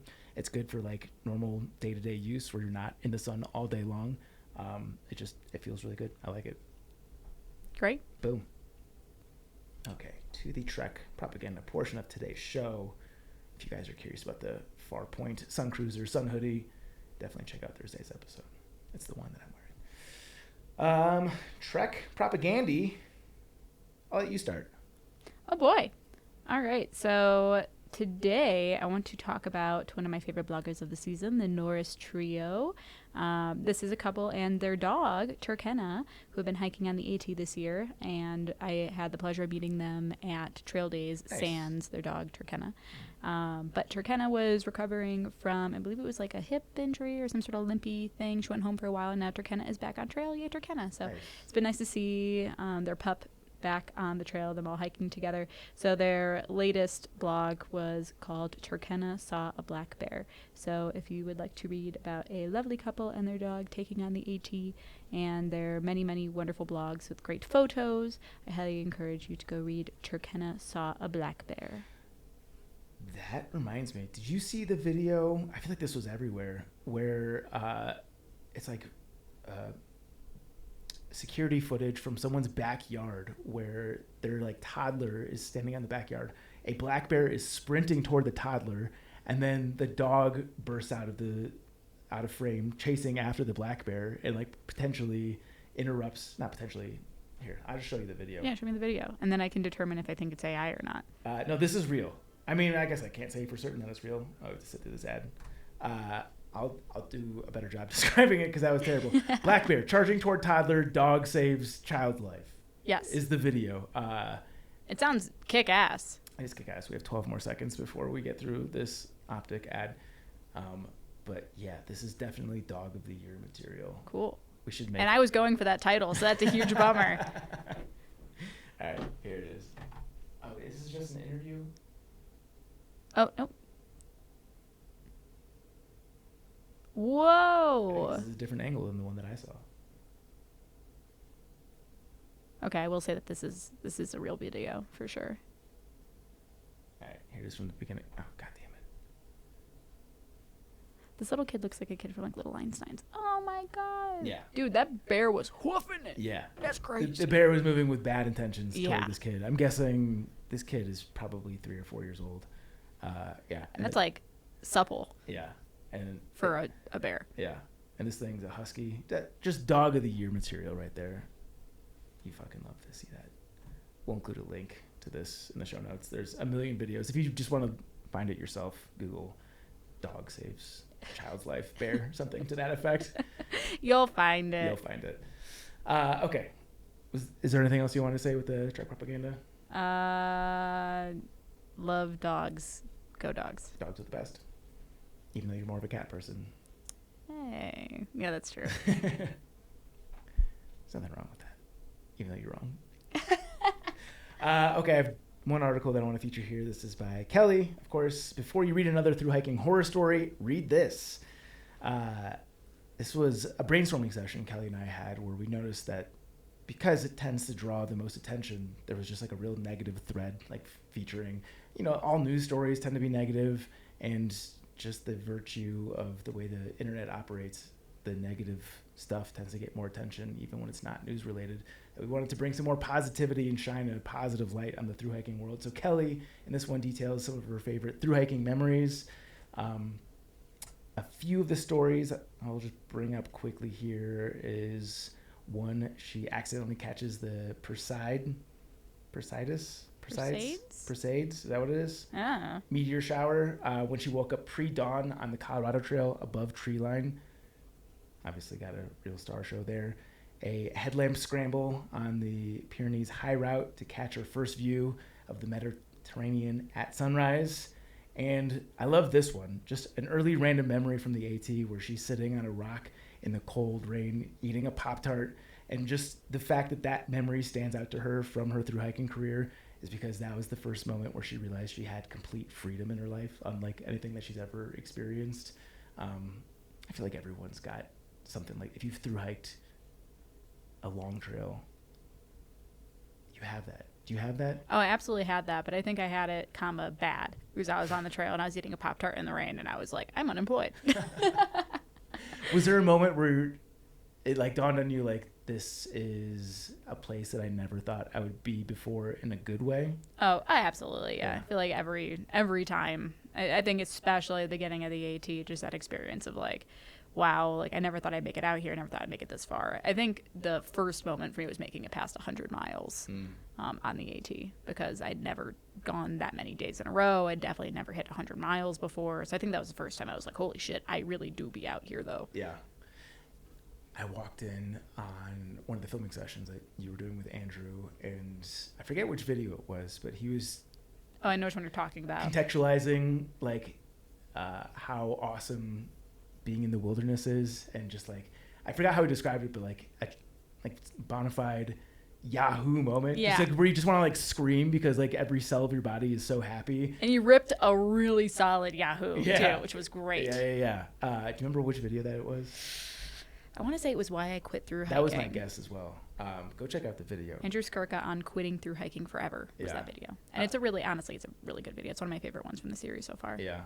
I feel like he just described it so well, is that if you haven't done something like this, you should give yourself a treat and go do something like this, because every cell of your being just feels alive and present and connected doing something like this. And that might strike on a rock when it's cold and raining out and you're eating a Pop-Tart. It could be at like an epic view, but just like those random memories that we get from being on trail where you're just overtaken by like the power of the moment is really cool. That sort of like swooping feeling in your chest, kind of like that swooping emotion of like, whoa, it's good to be alive. Yeah. No, you can tell I'm in a good mood on trail when I'm twirling my trekking pole and like singing. I basically am like the leader of a parade or something like that. Just there's so many times where I'm in an unreasonably good mood, and that rarely happens nowadays. Yeah, I've never seen you twirling a trekking pole like you're leading a parade in the office. I need to get back on trail. But the link to this one is in the show notes. Okay. Question of the day. I believe this is a Rachel original. Rachel, please correct me if I'm wrong here. Would you rather, on day one of your thru hike, lose your shelter and have to always cowboy camp on the AT, or lose your spoon and have to eat all meals with only your hands? You may not replace either item. By far lose your spoon. Yeah. By far. Yeah. Any other trail, if it wasn't the AT, if it was the PCT, I think I could the Arizona trail, that's fine, but where it's dry. Exactly. But the fear of ticks and mosquitoes, even when I'm cowboy camping now, I will sleep with a bug net on my head, which removes all of the aura of cowboy camping. Yeah. Let's add in, obviously, AT shelters. Yeah. Does that change your consideration at all? No, because you can't cowboy camp in an AT shelter. Well, just for the hypothetical, let's say that we are including shelters in. Okay, I can sleep in all the shelters. Yeah, I would do that. That'd be fine, because at that point, I would just hike shelter to shelter. That's totally cool. Yeah. And I'm always protected from rain. I mean, ticks and mosquitoes in the shelters, like whatever. At least I'm off the ground. Yeah. And it really does suck to only eat with your hands. Yeah. I left my spoon behind on my last 4 days on the CT. I did like a little jaunt on the CT a couple weekends ago. And what'd you do? I ate with a piece of beef jerky. It was fucking genius. It worked really well. Did you have to be mindful to always keep a full piece of beef jerky in the bag so you had a spoon? I did. And occasionally it would get too soft because it's being dipped in all the delicious dehydrated meal gooiness. And then I'd have to get a fresh piece of beef jerky and it just rinse and repeat. Were you using the same piece of beef jerky for multiple meals? No, that's insane. Okay. That's insane business. Absolutely not. No, I'm eating the beef jerky at the end of the meal. Yeah, that's a one way. Saving the beef jerky spoon is crazy. We would never do that. Yeah. I still think I choose spoon, even with the ability to sleep in shelters. I hate sleeping in shelters. There's always somebody snoring their ass off. I know you can use earplugs. I get like sleep anxiety being around people, so I just sleep less good, knowing that there's a stranger 2 feet to your either direction has always been a weird feeling for me. And yeah, I feel like I could just. It's not ideal, like eating ramen just out of the pot, or like having to like dump the. Sorry, look into the camera and do that again. That one's only for the YouTube audience. Yeah, it's unfortunate. It's definitely annoying. It makes the mealtime process far more enjoyable, but I cherish my sleep too much to fuck around with that. You know how I have issues with pee farts? Yeah. I feel the same way about shelter farts. Like the knowledge that any moment anyone around you could rip one, or that like I may be sleeping and accidentally like rip a huge one. Is Andy not much of a flatulence guy? No, he's a flatulent guy. Yeah. Yeah. How about pee farts? Does he have pee farts? He's had pee farts. That's different. That's my partner. You know what I mean? Okay. Like that's my boyfriend. I wasn't sure if you were just bothered by all flatulence. I mean, it's not great to listen to, but like, I think it's an exposure thing. Yeah. Do you feel comfortable farting around him? I don't feel comfortable farting around anybody at all. So I didn't like are listening you to myself going in the fart. other That's room terrible. and like coughing over your farts even with your partner? No, I don't think so. I think I don't know, maybe I'm just not a very flatulent person. I feel like I do rip them and I just immediately apologize. Okay. Or I just like hope that they're like not smelly. Yeah. It's crazy that this is like a work conversation for me. This is a very stereotypical backpacker radio conversation. It is indeed. Welcome to the good side. We'll get more into farts later. Don't worry about that. Good. I choose spoon. You choose shelter. This is the triple crown of movies everyone loves, but you hate. I was kind of hoping it would be a triple crown of movies everyone hates, but you love. Be a future one. I'm trying to think. I feel like if so many people hate a movie, I'm just not going to see it. Potentially. Give me an example of a movie that everyone hates but you love. Morbius. Never heard of it. Oh, it was a whole moment. It was like, if you look it up, horrendous scores, but it was so bad that people went out of their way to go see this movie. Is this Jared Leto? Yes.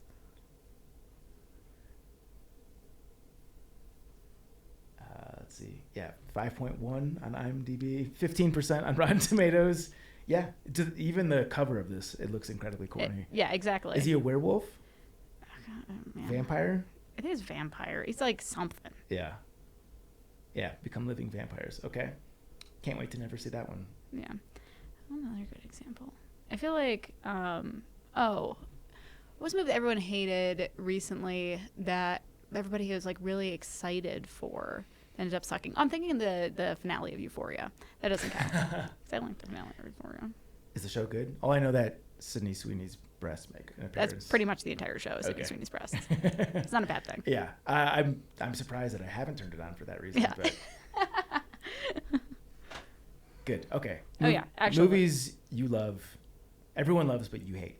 Basically every Marvel movie. Damn it, that's legitimately on my list. That sentence exactly. Have most Marvel movies, all of the Captain Americas, Hulks, etc. Yeah, pretty much. The only ones that's the exception for me is Iron Man. I like Iron Man. Iron Man is good. Yeah. I like Doctor Strange. You know. I don't even know that one. For me, I watched Avengers: Infinity War, and actually like. Is that the last one? That was the second one. Okay. Where, spoiler alert for Avengers: Infinity War, at the end of it, everybody like turns to dust. Yeah. I never saw the next movie, so like canon for me is that everyone just turned to dust and the series ended, and I'm totally fine. That's the happier ending. For exactly. You. I was like, that's pretty good actually. Like goodbye Andrew Garfield. Yeah. Whatever. Tom Holland. It is. It's like I appreciate people's imaginations, and like I understand the superhero movies bring out like people's inner child. Basically, is like it's fun to imagine stuff like that when you're a kid. It's just so fucking corny for me. Like I can't get past like the pew pew pew I fly but you go through space. Like it's just there's so much interesting shit that actually happens in life where we could watch like a biopic or a documentary. Like we don't need to be inventing all this. This is just the way my brain works. I would always rather read a nonfiction book than a fiction. And Marvel movies, Star Trek, Star Wars, Lord of the Rings, like it's all just weird and corny for me. Oh wow, well that is a terrible take. But it is an unpopular take. I totally allow you to have that horrendous take. No, the thing with the Marvel movies, and I get it. Like I don't want to be a hater. Like the folks that like it, I have friends who are like big into comic books, and like the Marvel movies are like their, I don't know, Star Wars. I don't know. Yeah. It's all nerd shit. But the thing is, like, the CGI I know is like a fucking spectacle. Like, this is like the best in the industry. And like, if you're looking at it that way, like, I can respect it. You know, it's very cool. But like, I definitely don't go out of my way to see them. I think there's so many of them. I'm not plugged into the cinematic universe. I know a lot of people are. It's just not my bag. Yeah. No, I mean, I agree with you. Like what you like. In any realm of life where you're not hurting somebody, I think that's good. But for me, that's why it just doesn't fucking work. Yeah, but you're not liking Lord of the Rings is actually. I know. I've learned that is a quite unpopular take. Harry Potter pisses people off a lot. You don't like Harry Potter? Nope. Huh. Literally, Game of Thrones is the only one, and I don't know why it is the exception aside from boobs. But Game of Thrones is really good. Game of Thrones is really good. Yeah. I think it's because it's less fantastical. I mean, like I know there's dragons and like spells and shit like that, but like you can go an entire episode where I feel like it feels like this is of the earth. Well, the best part of a Game of Thrones is the Game of Thrones. I mean, it's the politics of the show. It's like the unique characters and seeing how they interact. Like, I think that was the weak part of the second half of the series was they get away from the intrigue, the political intrigue, and the climaxes of like all of these characters coming together and someone making a big move, and just gets into like dragon big. White Walker dragon. Dragon. And again, the CGI is dope. These people are super talented, but like, is it super compelling for me? Like, probably not. Yeah. They spent the entire series building up to the White Walkers, and then just one episode, baby. What an episode it was. Yeah. Should have been a whole fucking season. Yeah. And more people needed to die. For sure. When they say kill your darlings, I wanted all of my favorite characters to die. They do that the entire series is killing off your favorite characters, and then they have this biggest build-up moment ever, and then they preserve basically everyone. Yeah. Didn't make sense. Except like all of they killed a couple of characters I did like, but yeah. I needed more death there. Yeah. Okay. The very first answer that jumped out to me for this subject is the movie The Martian. Oh, I know it's very popular. I haven't seen it. Everyone that I've talked to loves this movie. It gets an extremely high rating on Rotten Tomatoes. I know it had like a cult-like following because of the author and the way the book was written. I haven't read it, so I'm not going to speak on it. But I went into this expecting, I even like space movies. I like space movies a lot. I thought it was so bad. It's so corny. Like, there's this scene, I forget exactly, Matt Damon's on Mars, and he just goes like, "Science, bitch." Like, it's just like... Cool. Yeah, Jesse Pinkman. It kind of speaks to the same audience. It's like a Marvel lover, in my opinion. I don't know. It felt corny to me. So yeah, The Martian sucks. Okay, heard. My turn. You do go again. Did you do? What did you do? I just said one. It was every Marvel okay. movie. I have another one. That's right. I'm gonna go with.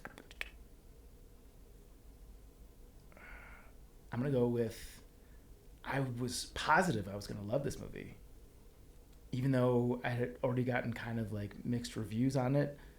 I was certain that I had to love it. Oppenheimer. Oh, okay. I didn't see that one either. That was during Barbie Oppenheimer, Yes. Barbenheimer or whatever. Yeah. And I went for Barbie.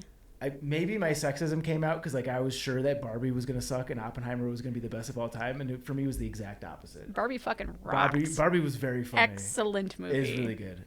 I watched it on an airplane, which is like, that's my ultimate test. Is a movie good or not? If you can like it on an airplane, it's a good movie. Wow, I don't feel that way at all. I feel like I'm gonna enjoy any movie I watch on an airplane, purely because I got nothing else to fucking do. Yeah. I feel the same way about being in a movie theater.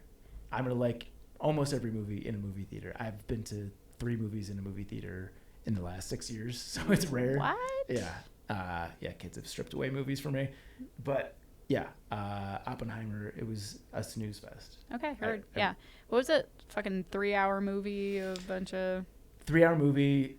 I think I fell asleep in it during one point, so maybe I'm not fully qualified to speak. You were on like, it. "Where's the bomb?" Yeah. I woke up because the bomb had gone off.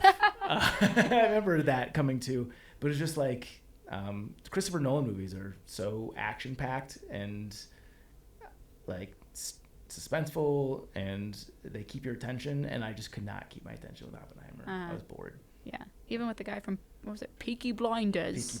He's Cillian Murphy, I think is his name. I think all the actors in the movie did a good job. It's just bad movie. I needed more explosions. Okay, heard. For me, making fun of Marvel movies, I guess I needed an ounce more of Marvel in this movie to pay attention to it, because the plot was just nah. Heard. Next one for me is Mean Girls. Interesting. Yeah, that's a hard take for me, because do I think the movie itself is good? Like, yeah, I think it's pretty good. Like, is it super quotable? Like, yeah, for sure. Yeah. Do I think it, in watching it years after it came out, it's like the funniest, most like cultural movement movie I've ever seen? Yeah. Like, no. And I think even worse is sort of this like millennial, like self-referential culture to it, where everybody's like, on Wednesdays we wear pink, and I'm like, that is the most cringe thing I've ever heard in my life. Please. So you're not on the inside with the references. So no, I know all the references, and I've heard them 1,000 times. Like every sorority in college, everybody had like we wear pink day. Yeah. Ugh, Do you feel that way with other movies that were popular in like the early 2000s? Like, do you find like Anchorman to be cringe? No, I fucking love Anchorman. Okay. Yeah, I don't know. I don't know if it's just because like too much quoting. Maybe it's internalized misogyny. I don't know, but I don't know. I think the movie was, I think, written and directed by Tina Fey, right? Yes. Yeah, and she's in it, and she's great, and she's hilarious. Yeah. Now again, it's a very good movie, but I think that just the culture around it primarily is. I think it's overhyped. Interesting. It's been so long since I've seen it, so I can't speak to it. But yeah. I remember enjoying it. It's iconic. Yeah. Okay. But one of the movies on my list is something that I liked the first time that I watched it, and then rewatched recently. I think to your point is sometimes these things can age better or worse. Evil More. Evil what? More? Evil More? You have one more. That's me. Slim. You have one more Movie to pick. Oh, okay. Triple Crown. What movie is that? We're speaking different languages right now. my last movie is a pretty recent horror movie, won a lot of awards last year, Sinners. You didn't like Sinners? I liked Sinners enough. I thought it was shot beautifully. I thought it was interesting, like the fights or whatever were good.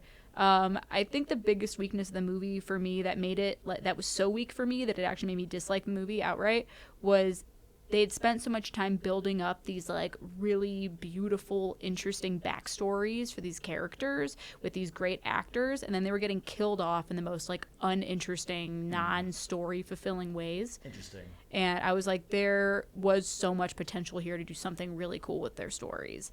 And like we spent so much time learning about them, and then they just like fucking died from some rando vampire. Yeah. Huh.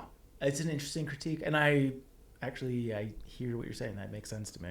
Yeah, and it's a good movie, and everybody in it is really talented. I think it's shot really well. It was a hoot. Yeah. It held my attention. Yeah. But I think that it was mainly like overhyped.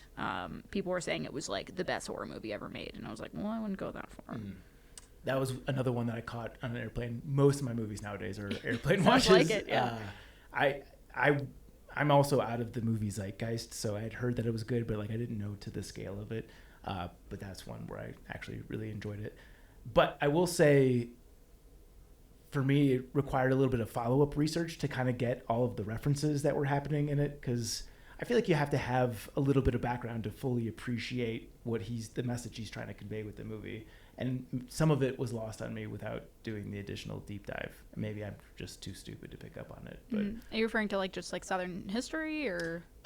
Like specifically the comparison between the struggles of African Americans and Irish culture. Like it wasn't just like white versus black, which was kind of like my initial instinct going into it. Like he specifically is calling out Irish culture in that, and like some of the similarities that they share. And that's just like something that I would not have picked up on without actually reading about it. Oh yeah, and maybe I need to go back and watch a movie with that context, because I definitely didn't have it. I just walked out and I was like, Michael B. Jordan is really hot, and also I walked out with the same message as well. But yeah, there's some very in-depth Reddit threads if you're curious to get people's deep dives. That's usually how when I finish a movie, I'm usually on Reddit after like, what do we think about it? Yeah, I feel like that's the mark of a good movie. Is like I want to learn more about what I just watched, and that was one of them.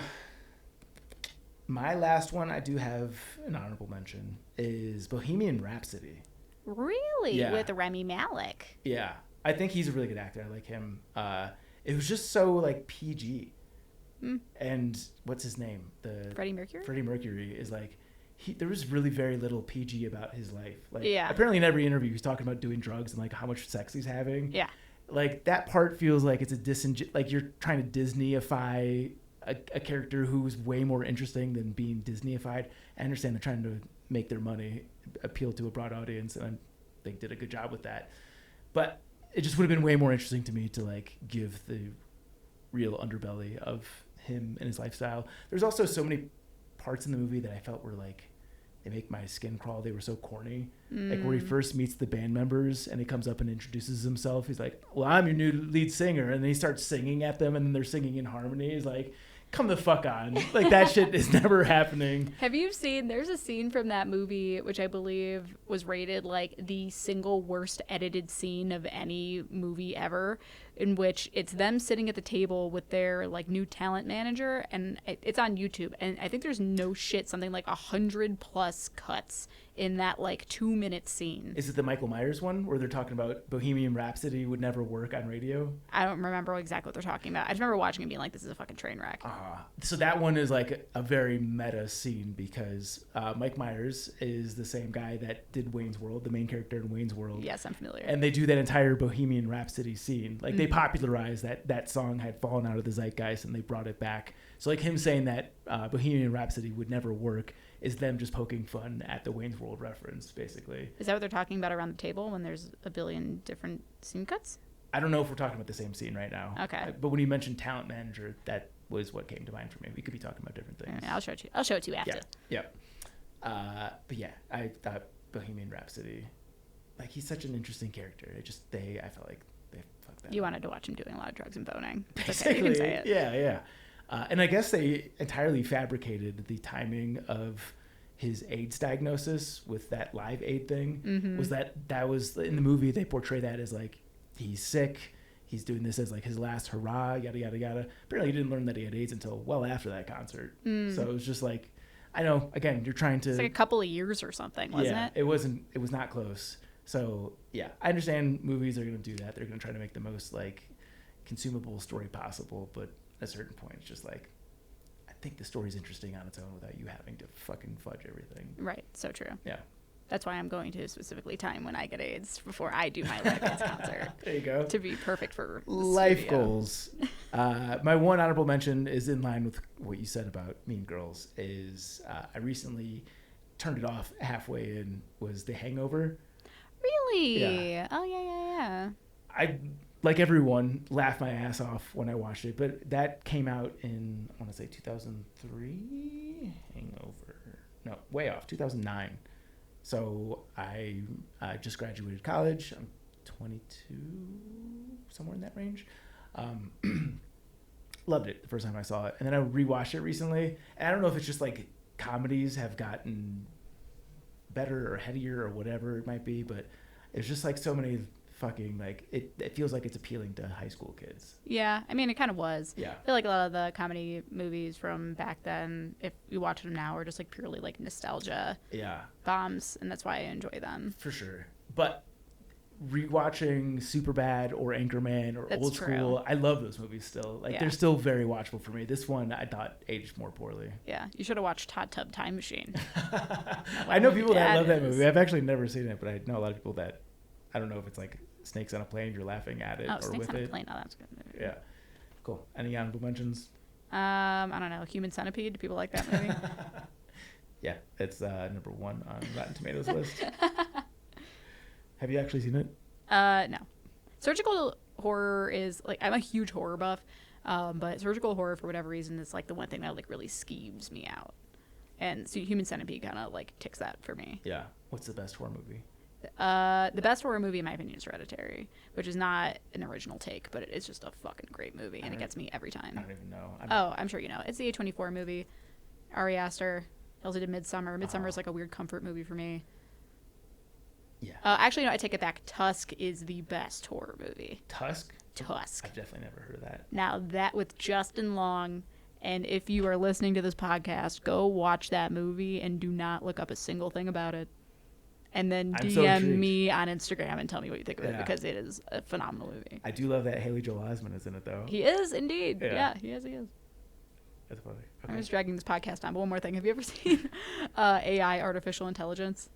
I think it's a Steven Spielberg movie. Yeah. With Haley Joel Osment. Yeah. Yeah. That movie is fucking insane now. I have to. Is it close at all?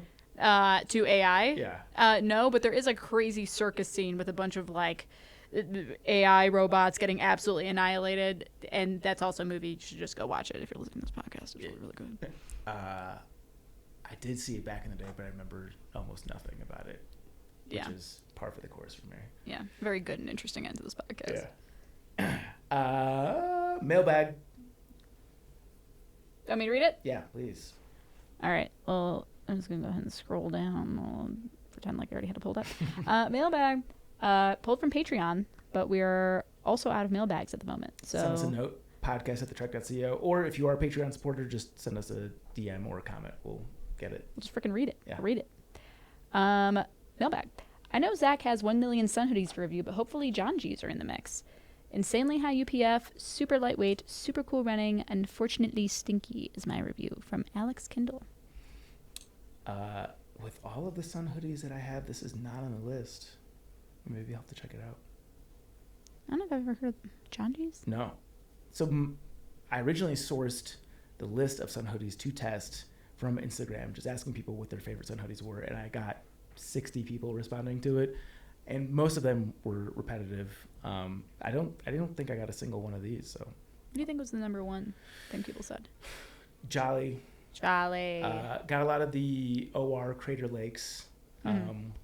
Farpoint was up there. The Kettle Mountain one, which is one that I reviewed recently, which I did not like at all, was very common. I'd say those are the ones that stood out the most. Heard. Yeah.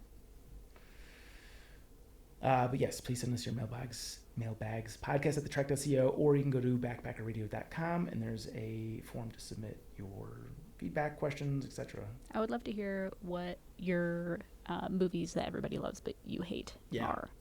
Very interested in that. Yeah. Mailbag, please. Always want to hear from you guys. 5-star review. This is from Vic Lanny. Amazing. Just don't talk geeky. I finally caught up after 2 years of listening. Sadly, just to have Chance leave. Sad face. This podcast is entertaining, educational, and full of surprises. Just one complaint. As a dedicated Star Wars fan, it was painful to listen to the Triple Crown of Star Wars characters and Chance's explain the story. She wasn't completely wrong, but still not quite right. Other than that, love the Girl Talk episodes, and more Jess would be nice. Oh, thanks, Vic. Love it. We'll continue listening. I like that one. Yeah. I totally didn't write it myself. We've gotten a couple people pumping your tires. Oh, really? They're going to get more of you. Gross. Pumping my tires. Terrible way to phrase it. Yeah. Although you are leaving us for an extended period. You're about to hit the JMT. Going to the JMT. Yeah. Very excited. So the upcoming mix of co-hosts will be lacking Jess. Jessless. Yeah, we'll have a lot of Katie and Viking in the mix here. But thank you, Vic. I accept full responsibility for any cringe Star Wars talk. Yeah, we are. That was almost. We talked about that earlier. Yeah. I mean, I think I was fairly upfront about I can't have an intelligent thing to say on the subject, considering I think I've seen, like, in total, 3/4 of one movie. Like, I've seen pieces of it. I saw the first one when I was so young I hardly even remember it. And then the Triple Crown was Star Wars characters? Yeah. Oh, okay. So I had to just pull from the main bag. I went with Baby Yoda, which Chance didn't like. Gosh. I took Jar Jar Binks because he's so incredibly annoying. Uh-huh. I don't even remember. You said the Mandalorian. That counts, right? Yeah. Star Wars universe. You did the Pedro Pascal. Yeah. I don't know. Star Wars stuff. I'm just definitely making Vic's skin crawl even worse right now. But yes, please leave us a review. Head on over to Apple Podcasts. You can leave us any number of stars. 1, 2, 3, 4. Just not 1, 2, 3, or 4. Oh, shit. Wait, not. Just, what was it? 5, just not 1, 2, 3, or 4. Yeah. Is that what it is? Yeah. We'll read any review. As long Just as not 1, 2, 3, or 4. That's it. Okay. And it's a good way to give us feedback, such as don't talk about Star Wars. Thank you to today's title sponsor, that is Topo Athletic. Use our code TREK15 TOPO at topoathletic.com to get 15% off your favorite pair of trail runners. Jess, this will be dated at this point, recently did a very good social media reel comparing the different models and which is best for who. So if you guys are curious which one you should be checking out, definitely check out that reel. Do you remember the date that it went out? Oh, it hasn't gone out yet. It hasn't gone out yet. It's going out tomorrow, hopefully, if we get the go. Okay. We get the go ahead. But I am wearing the Topo Traverse on the JMT. Hell yeah. So I am not a poser. I actually do wear Topos. You've been wearing Topos for a while, too, I'm right? wearing Topo, yeah. I used to wear the Terra Ventures, but I need a little bit more cushion for the pushing, so I'm going for the Traverse. Fuck yeah. Yeah, Topos are the best. I've been rocking the Pursuits, like, nearly exclusively on trail for the last 2 years now. They're the fucking best. And you can save 15% by using our code TREK15TOPO. Again, at topoathletic.com. Super big thank you to our Bob Peoples Award winners. Are you ready? So ready. That is Alex and Misty with Navigators Crafting, Alex Kindle, Andrew, Austin McDaniel, Bill Jensen, Brad Blair from 13 Adventures, Brent Mullins, a.k.a. Cruzy, Brian Alsop, Fables, Carl Lobsterhood, Christopher Marshburn, Clint Sittler, Coach for Marion Outdoors, Eric Casper, Friendly Coast, Eric Hoffman, Ethan Harwell Dunn, Jillian Daniels, Greg Knight, Greg Martin, Griffin Hay, Would You Bring Me a Beer, Haley Buckingham, Palace, Jackson Storm, Trooper, Jared Knott from Subway, Jason Kaiser, Jason, Zach is a Little Donkey Girl, Snailer, Luke Netches, Maddie in Arizona, Patrick Ciancialo, Randy Sutherland, Rebecca Brave, Hart, Rural Juror, Soy Products, St. Louis Shaman, Timothy Hahn, Solo, and Tracy Trigger. Boins. Nice. A little spin there. That was out of left field. I wasn't ready for that one. Yeah, where does the guttural come from? Just Chance? We'll have to have a listener give us some history lesson on that because I actually have no idea. Oh, okay. I was there for it, Heard. but no recollection of why it started. Okay, someone mailbag us in and tell us what we should already know. Yeah. Thanks to our guy Paulie at Old Man Merv's Coffee Roasters. Go to ommcr.com and get yourself some delicious beans. You can follow us on social at Backpacker Radio on Instagram and TikTok and Threads, facebook.com/Backpacker Radio. You can follow Jess. At Jess Hikes Trails on Instagram and YouTube. You'll have a lot of content come through with all of your JMT stuff. Oh yeah, that'll be on the Trek on Trail page. Fuck yeah. So if you want to watch me experience all the stages of denial and bargaining as I fight for my life on the JMT, please. This will be your first time doing backpacking at elevation. I was gonna say California. I guess we did San Diego Trans-County Trail, but just being in the Sierra at large. Yes, absolutely. I'm excited? super stoked. Yeah, absolutely excited. The storms are the only thing that's really got my, what do you say, goose on a girdle? Does that make sense? The only thing that's got me nervous. I've heard get my goat. Yep. I've never heard goose in my girdle, but I don't think anybody's ever said it, but that's what came to mind for me. That's the only thing that's really got me nervous. But yeah, I'm definitely going to buy all of my food tomorrow, and then I fly out on Saturday, and I think I have all my gear, so we're going to go for it. monsoons are not a thing in the Sierra the way they are here. I mean, it can storm, but it's certainly not the typical mid-afternoon thing like it is here. Yeah, I'm excited though. I'm hiking with my friend Gadget. Fuck yeah. At Wandering Gadget. If you want to see her vlogs, Yeah. but you should watch mine instead. Which new gear are you most excited to test? Ooh, I've got the Big Agnes VST 1.5. I learned about this tent just a couple months ago. I didn't know it was a thing. Yeah, super stoked to try that out. It's their new trekking pole tent. I got the chance to climb inside of it and talk to the maker of the tent when I was at AT Trail Days because they were posted up right next to us. So that was really cool. I'm super stoked for that. I also am wearing a Mariposa. Gossamer Gear hooked me up with a new Mariposa to test out. So they'll be very excited to wear that. Fuck yeah. I think I use a Mariposa through the Sierra section on the PCT. So good company. Nice. And you're using the new Bear Vault 1, right? Yep, got the BB1. That's my first time ever having to backpack with a can, ever, my whole dang life. Stoked for that. Oh, I've also got, speaking of Farpoint, got the Farpoint Techno Cool top and matching joggers. Sweet. And they're both in matching blue, and I look like a big blueberry. Shout out Farpoint. You have the most impressive hiker trash wardrobe closet of anyone that I've ever met. Thank you very much. Yeah. I'm glad that you're changing. I'm not glad. I'm impressed that you're changing your color palette a bit. Thank you. Yeah, away from green and purple. Yeah. Towards a little bit of blue. Subscribe and follow us on Apple Podcasts, Spotify, or wherever you listen to podcasts. Oh, also check out my books, Appalachian Trials, Pacific Crest Trials. We'll be grateful for a review on Amazon. Follow us on YouTube. What's up, YouTube? Jess was stargazing for a second. And that is it for today's show. Thank you so much for listening, and happy hiking. Bye-bye.